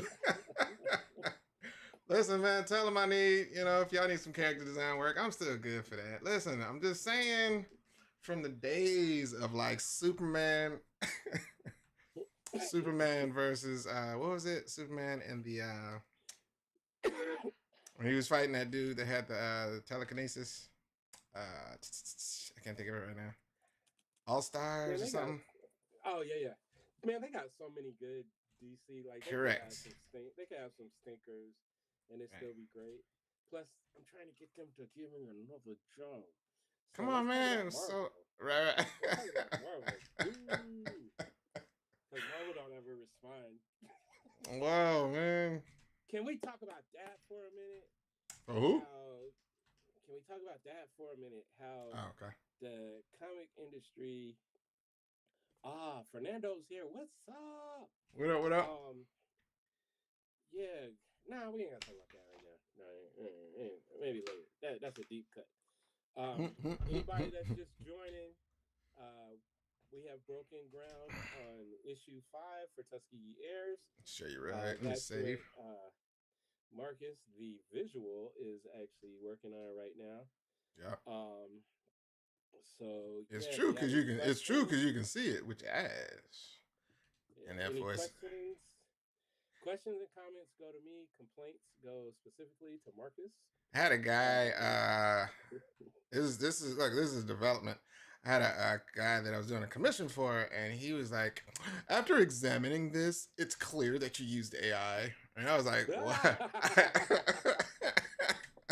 I said, "Hold on," because he was very confident on the approach. I was like, "So it's clear that I used AI?" And I was like, "All right, man, I'm not gonna get all the way upset at all, brother. Come." I said, "Can I? Let me put a video together for you, and I'll respond to this." I literally just went through, man. I was like, "All right, so you know what AI can't do, brother? They can't do layers. It can't really, you know." And I'm turning off all the layers to the art. And I'm like, "You see this right here? This is the highlight layer. This right here, I can move this layer by itself." It was good, but it was also a unique experience because, never really had that experience. Why would you hire me if you think I'm an AI artist? Well, listen, man, apparently I did a good job to the point where it looks so good that a human can't do that. So I kind of took it with a grain of salt of maybe this is a compliment. Maybe I should take it as a compliment. Yeah, I would That have said you need to pay me more, fool. Shut your face. I was Like like, I could see if it was something look, like the little drawing I did for my latest T-shirt. I can see if somebody's like, that ain't real. Cause I wasn't angry though. I wasn't angry though. But listen, in my non anger, I did title the video "Stupid Ass AI Question." I did say that, and I sent it to him. So that file name was there, but I wasn't upset. I ain't like I'm upset for you, man. Like, that's taking a shot. Like, It's kind of a new experience, man. I never really got that. I'm like, oh, okay, well that's new. Let's try this. So, sir, Daryl said there's Tuskegee Heirs AI action figure homage stuff out there. Where cool. it is? Where it is? You talking about the ones where it's like the box set, where you see like a toy in a box set kind of thing? I don't know. I'm about to ask. I'm trying to see if he can send it to me. I don't know. Hold on. Tarek Black said DC Milestone Static Shock is the best, and I'm glad I read it. Nice. We love Static, so we're not going to argue with you there. Right. If you're talking about the newest, like that second season where Nick really, I think Nick got to like kind of push the storytelling.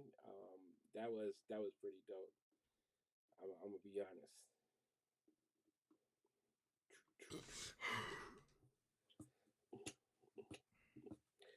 That's cool. We got some AI Tuskegee Heirs. People making Yeah, if it's the box set thing, those are entertaining for me to watch. I like seeing those. Somebody sent me one, and I was like, somebody made one with I think I showed you with my Killmonger coming back to step on people. I was like, that's actually pretty cool. Looks pretty entertaining to me. But then again, I'm not really threatened by AI, so it works out. Right. Marcus, how do you? I hate AI. Why? Why do you hate it? Why do you hate it? It's taking our job. No, it's not. It's taking renderers' jobs, and that's probably necessary, man. We want creatives. It's fine. And I don't want anybody to lose money, but it's how business works, man. You got to keep moving. That's a wonderful conversation. I love. I'm probably, and I'm just waiting on the right time. But I don't want to actually attack anybody. I just need to speak to the fragility of it. And a lot of artists aren't really known. They don't practice. It's like if you've only won and you've been very needed for years, and then all of a sudden you're not. That's hard on a lot of people because they tie their identity to their craft, right? And that's really hard to not do because it's what you do the majority of your freaking day.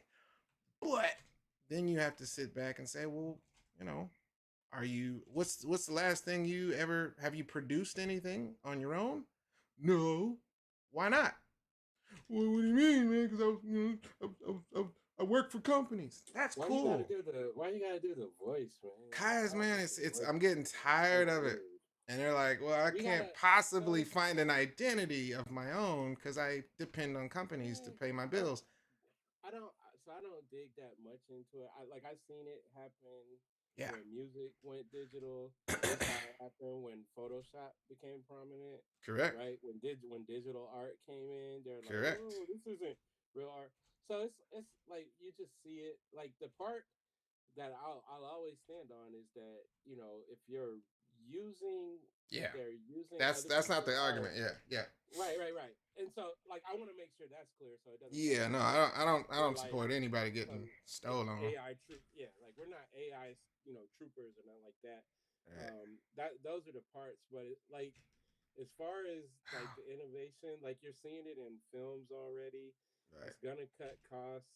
I um I look at it as like a publisher a um Mm-hmm.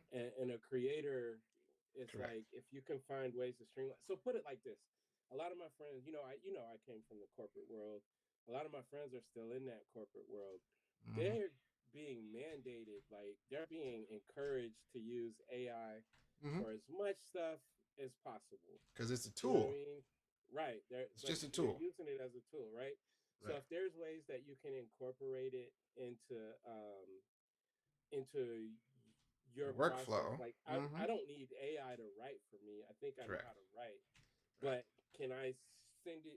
Can I send my stuff through so they can copy edit and look for Mm-hmm. grammatical, punctuation stuff like that? Right. That's something that I might try, Correct. and I don't think that that's I don't in that instance I don't think that that's necessarily taking a job from somebody because this is stuff No. that I like I do myself, Right. Right. And So I it's think like that's that I'm right there with you. It's just so it's just I only want to encourage artists to stop giving, power to something that doesn't take any power from you. If you are afraid of it, you have to look at what is it really stopping you from. Are you worried about, is it taking your creativity away? Yes or no? If you can't say yes, truly, well, yeah, because no, it's not stopping stop you doing from. the voice, man. I've talked to them. Disrespecting those I've people. talked to these people. I've talked to them, and the reason I'm doing the voice is because it sounds like somebody who wants to be a victim, and I'm like, you're not a victim unless you're a victim, but if you're trying to just bandwagon victimhood, I'm like, I can't, I just it bothers me because I'm like, stop, just draw, just go be creative and show AI that way. Don't give it power if it has no power over you. But it's a victimhood sounding tone, and that bothers the crowd because I've survived, you know, the Photoshop era. Even before I was a part of that argument, I was just getting out of high Yeah, school, I remember so it. Like, it wasn't and touching me. and But that's that's the part where I'm just like, I saw those artists that got fired. I knew that because they worked for Cartoon Network. The art director, he got fired a few years later. Even though he was capable of doing digital, he was a traditional artist, and I got to watch his transition, and he was upset, and he tried to hold on, and he tried to hold on to his job and position. So I know those artists that got replaced, but still, man, I'm just like, dude, that dude is a juggernaut of an artist, and I watched him kick mm, all kinds of ass with still being dope at drawing, still being dope at design, all that stuff, man. So I'm like, come on, man, y'all are trying to victimize yourself. Where no AI is not a monster. What did Most Def say? He's like, it's not, hip hop is not a monster on the hill. Some thing on the hill that's like, hip hop is coming down eating chickens, and neither is AI. AI is not some sort of entity that's just like sitting in the dark. It's like, I got him. not They yet, not. not yet, not I was yet. gonna say not yet. Yeah. And listen again. I want to give the disclaimer that we're Right. not okay with the stealing and the thieving. Right. Right. We've just been forced, and this is us for the entirety of our lives. We've been forced to overcome, everything that comes against us. Right. And so this is more of a thing of it's coming, it's inevitable. I don't care who lies and tells you They're not using it. You're seeing it in movies. You're seeing it all Mm-hmm. over the place. Right. Commercials, like all that stuff. So Right. it's coming. So we have to build our armor up to be Right. able to weather that storm. But Yeah. because it's going to come whether we want it to or not. Mm-hmm. The fact that it's, they've been talking about, it being in court and coming up with regulations for Yeah. so very long. Right. And they need it because the billionaires that are running this stuff, they don't care about their there's very little moral practices going on in that, and they need that. Yeah, I'm not a champion for anybody that's trying to take advantage of somebody, but I am a champion for like people who are like I have to have these conversations with my daughter. Like Genesis, I have to try to prepare her. Don't bandwagon, just being a bigot, because that's what's everyone's saying at the same time. I'm like, how is that preventing you from being creative? What did AI do to you today?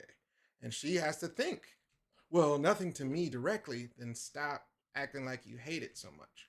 It does. You can hate the idea of what the billionaires are doing and these corporations that have made billions off of scrubbing other people's work. Yeah, hate that. That needs to be regulated 1,000%. But generative AI is not touching you as a creator, and she's really, really dope.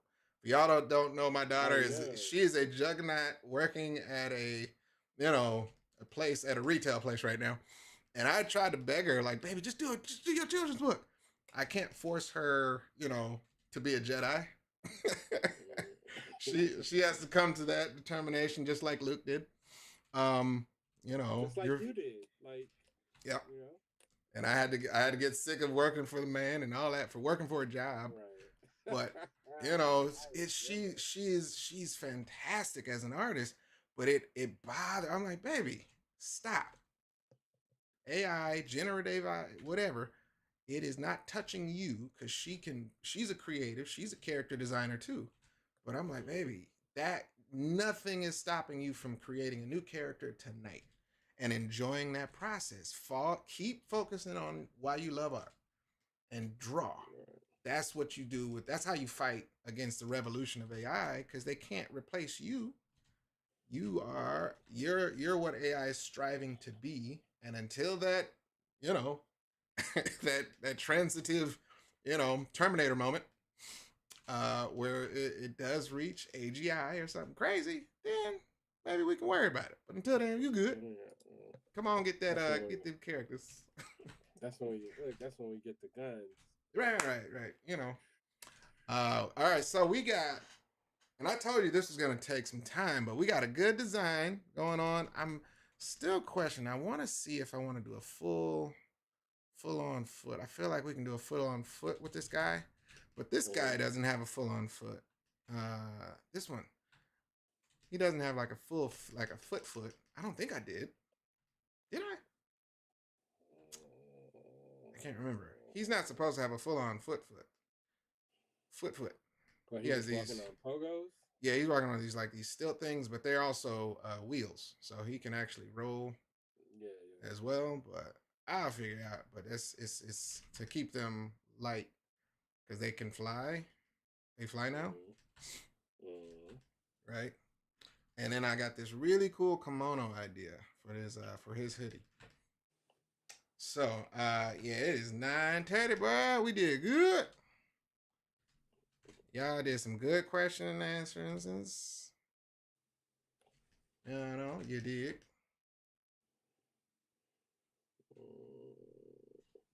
Come on, man. You can't make those kinds of brown noises. It's all great. I don't really know, man. Sometimes he has that cantankerous old man grown. I can't really do nothing about that. Man? These are rocks and pebbles and yeah, because they're gonna be like. Gotcha. Remember I said they're gonna be like jumping into action. You feel me? So it's gonna be like some smoke on the ground. We got one more robot right here. In this direction. Now this also goes again to show the case that I hate drawing machines. These machines, look, wait. I hate drawing machines mostly because I can't shortcut all of these details. All right, you saw how fast it was to draw this dude? This guy is going to be really quick. These guys, I know how they look. But robots, you can't like fast track screws and little lines and robot lines. So, unfortunately, this is a reality that I've known for a long time. That drawing anything mechanical is like an extra bit of work for me because I'm just like, because it can go wrong. Like perspective can go wrong. You can do something that absolutely is not right with robots or machinery. So you'll see a little bit of slowness when it comes to this for me, but we got the design down, so I'm able to replicate these guys now and keep the party going. I've designed one for the most part. Now, granted, I haven't seen the back of them yet, so I'll have to design that once we get to we'll cross that bridge when we get to that point. But as it stands, we got color down, we got design down, and we know that they can fly, so that's gonna be cool. But I gotta draw what 1, 2, 3, maybe 4 more for this page alone, my guy. But I'll get fast. I'll get fast at it. I'll finish this panel and this panel tonight. Mm-hmm. So once we jump back on this, I'll see if I can't get the characters are gonna be much faster. But I'll try to get the robots before we go live tomorrow. Mm-hmm. And that way, all I got to do is human characters, and that will be video 3. But we're trying to prove this stuff out, man. We went live on 3 platforms today. What up, Margo? Yeah. What up? Yeah. Margo. Chicago in the house. Hopefully y'all live through that snow. She ain't from Chicago. Are you going to C2E2 this year? Who? Margo. Who? Margo. She that's her city. We're not there. Well, that's called loyalty, and I appreciate that. But there's other good things that happen in that. All right, I'm gonna start saying my farewells and goodbyes. Greg's gonna sing a song similar to Mr. Rogers back in the day. I want some sharpness to this. We're not going unless somebody offers to put us on a helicopter and fly us out and make us guests. Yeah. Are you doing VirtuousCon? Al is asking. I don't think I've talked to anybody about VirtuousCon. Who's asking this? Al. Oh, I didn't get it. Okay, so probably not. Yeah. Gonna get this. I'm just doing this just for the sake. I know what shapes I want, but I gotta reference that kimono. It's a pretty dope kimono too. But I gotta reference it to make sure it looks right. Interesting. He gonna lose. He has sleeves on right now, but in the there's gonna be a point where he doesn't have sleeves on. He's pretty much covered from head to toe. Let me do these two. The traditional comic explanation for why people have their hands and arms wrapped with these bandages. It's because it looks cool, and I can't deny that. All right, I've never once wrapped my arms in bandages, but it looks pretty cool on comic characters. I thought he was a mummy or something. Come on, man! It's like he is in the desert, so it worked out. There you go. Listen, don't say that, man. You could report live from C2E2 as a content creator, Margo, and also a actual person selling stuff. I know you talked about that. Somebody said they were going to make some products to be sold at C2E2. I remember those conversations, and I don't think that you should hold off your ascension. But whatever, we'll figure it out. All right. This guy's gonna be mid-flight. I'm gonna try to make it like you can see the actual booster thing pop out of his back right there. It's gonna be like sound effect. He's gonna have it's gonna be some sound effect. Yeah. It's gonna have some cool kind of energy pulsating right there to show that he is blasting off. I gotta figure out what that looks like. Some of the technology we can fudge but I like to keep it grounded in some kind. And that was a cool thing. This guy right here, no spoilers. So that's all I got to say about it. You didn't say anything. I said it as a precursor, man. God. It's a precursor, all right? That guy right there got some cool stuff. Wait, Margot, I need more information. So she's saying hardly anyone is going due to the parent company giving money to ICE or something like that. So is that What? Repop? Ooh. Because Repop is the Yeah, parent company. Is type that on? it Is that on? Google. I was about to say, is that on the Google? That may be negatory.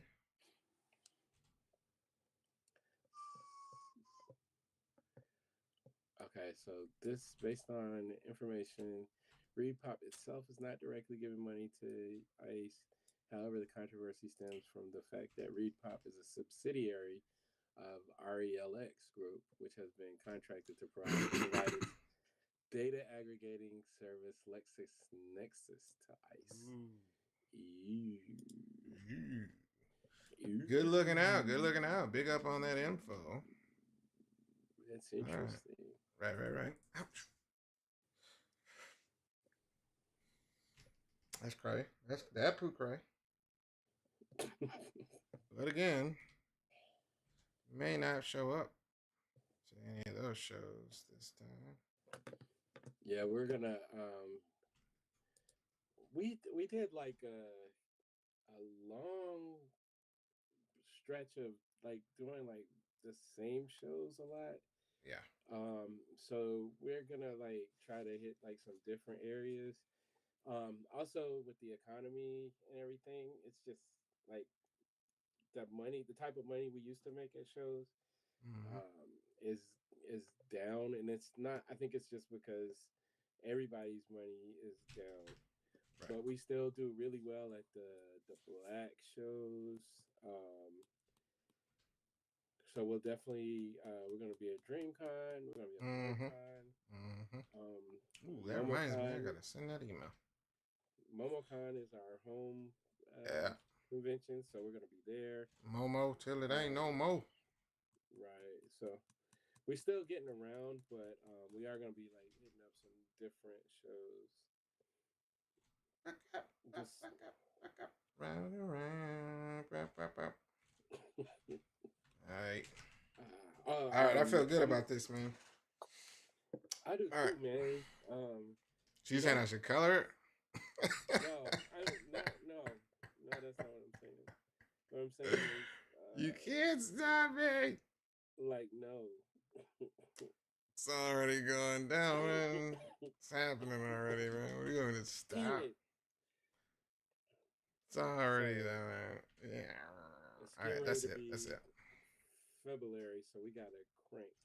Mm-hmm. We need y'all, for y'all who decide to pop in periodically. We need y'all to be yelling at us, telling us to stay on target, like that. Yelling at us politely, and also supporting us. Yeah.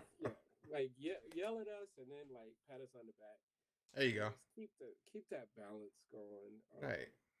Because we really, we want and need to get this. This issue, so then we can want and need to get the next one. That's all I colored on them. I ain't even gonna finish right now, but that's good.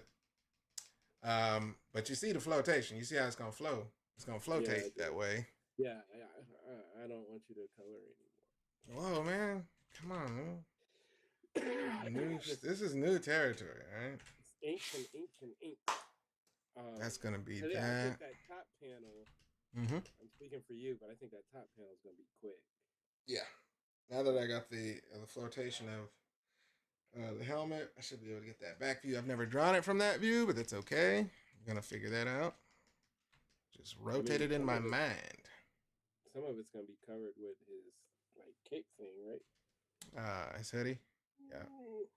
Like this, and then like that, and then it'll be like that, and like that. And then we want to cover some of this here. Yeah. Yeah. But again, he doesn't need The his binoculars. hands. He doesn't need his hands up to his Yeah, head like that. That don't make no sense. right. Sometimes you gotta make it make sense. Make it make sense. Wow. Wow. Wow. All right, I'm gonna go get my daughter. I just want to say thank you to everybody. Everybody Yeah, that for came real, up in y'all. here, man. Thank you for Making it some of y'all fun. was in here the whole time too, so Right. that was cool. We are gonna be doing this. We're also gonna be like bringing people on sometimes. Once we get like a rhythm, just so Mm-hmm. this doesn't get boring. Um, we have a lot of friends that are creators. Greg's gonna And be giving giveaways, all kind of stuff, man. I mean, I might. I need All to be kind of pub. stuff, man. Look, I need to be pubbing my shirt that I created. Correct. Um, It's all but not kind of giving it all away. kind of So stuff, man. Whoa, man, come on. How you gonna just market and promote? FYI. I just need somebody like like say somebody at Margo, like somebody that Mm-hmm. could, buy the shirt and then model it on Right, right, right, right, right, right, right. TikToks and stuff, and then people be like, "Oh my god, where you get that shirt?" Right, right, And right. she tells them where it Right. comes from. Sure, you're right. I might send her. I might send her a link. There you go. Might send her a link. For Shizzle, thanks for joining. Jamal, appreciate you, man. I'm gonna If go you're up and for one day Pocket Con, yeah, that's one Harold that you've I heard. could make it work. Mm-hmm. We've Chicago heard is a lot. such a Chicago is such a fun place to go that a one day show might not be bad because we can have fun. Did I tell you I did that river architecture tour? Mm-mm. Oh yeah, yeah, yeah. You showed me pictures. You showed me Oh pictures. yeah, because you like art and buildings and whatnot. You feel me? Who told you I like art, man? That's a lie. Oh, I almost called you a racial slur 2 nights in a row. Wow. I know you like. Yeah, we could be like walking, like we could be like in Seattle or something, and just Right. be walking, and I'll be like ahead, and I turn around, and Marcus is like framing up like Right. buildings. Like I've Right. actually learned a lot about like how he sees things, Right. and but yeah, you get some dope pictures of Mm-hmm. buildings and I don't whatnot. get to. So that's I'm gonna get my camera this year to actually be a budding photographer or photographer, as I like to call it. I like how you said that because you could have Right. said it wrong. Correct. You Correct. could Correct. have. But artists, visual artists, and photographers do very much the same process because you have to frame an image, you have to concept what you're trying to show, you got to actually block it out in the right way, and then do your best to try to convey that with the tools you got. Thank you, I don't know. William. Uh, William said it was a good show. He said That's another what's up. fun show. All right, Hey man. man, Listen, bring your people, and also tell William them is the people, man. He out bring. here like, look, he's like the director. He posting links and doing all. Nice, nice, Yeah. Shout out to nice. William Satterwhite, dope comic dude. Yeah. He's in the Atlanta area. We got a little family thing happening there. You know Right, what I right, mean? right, You know what I right, mean? right. You know what I mean? So, yeah, we actually got some ideas that everybody in Atlanta needs to think about. Me and Tony been talking about some stuff. So Ouch. yeah. What day is your birthday again, Margot? She said come for our birthday. I Ouch. can't. I think she's saying your birthday. Our birthdays are like what, a couple weeks apart. Mm-hmm. Um, and then I think Margot's. When is Margot's again? I don't understand the concept. Is somebody throwing a party for the birthday? What's? She said. I don't She said. understand this invitation.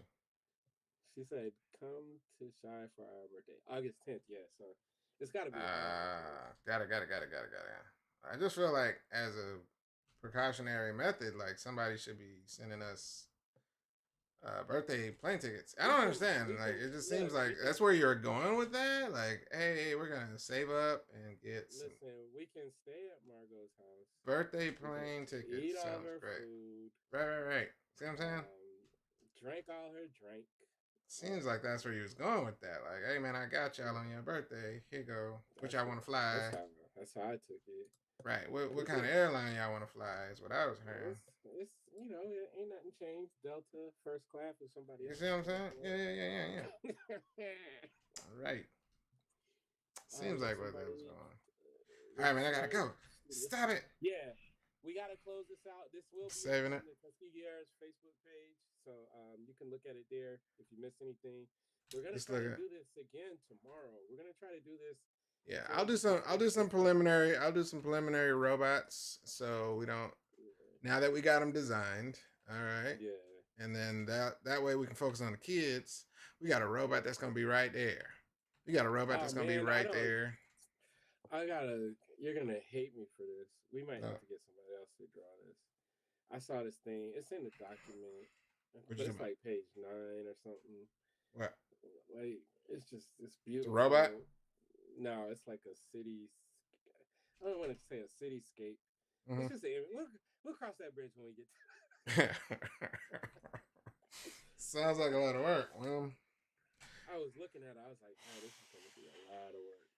But we don't have to necessarily do that. I think it would look cool as hell. But what up, Ward? What up?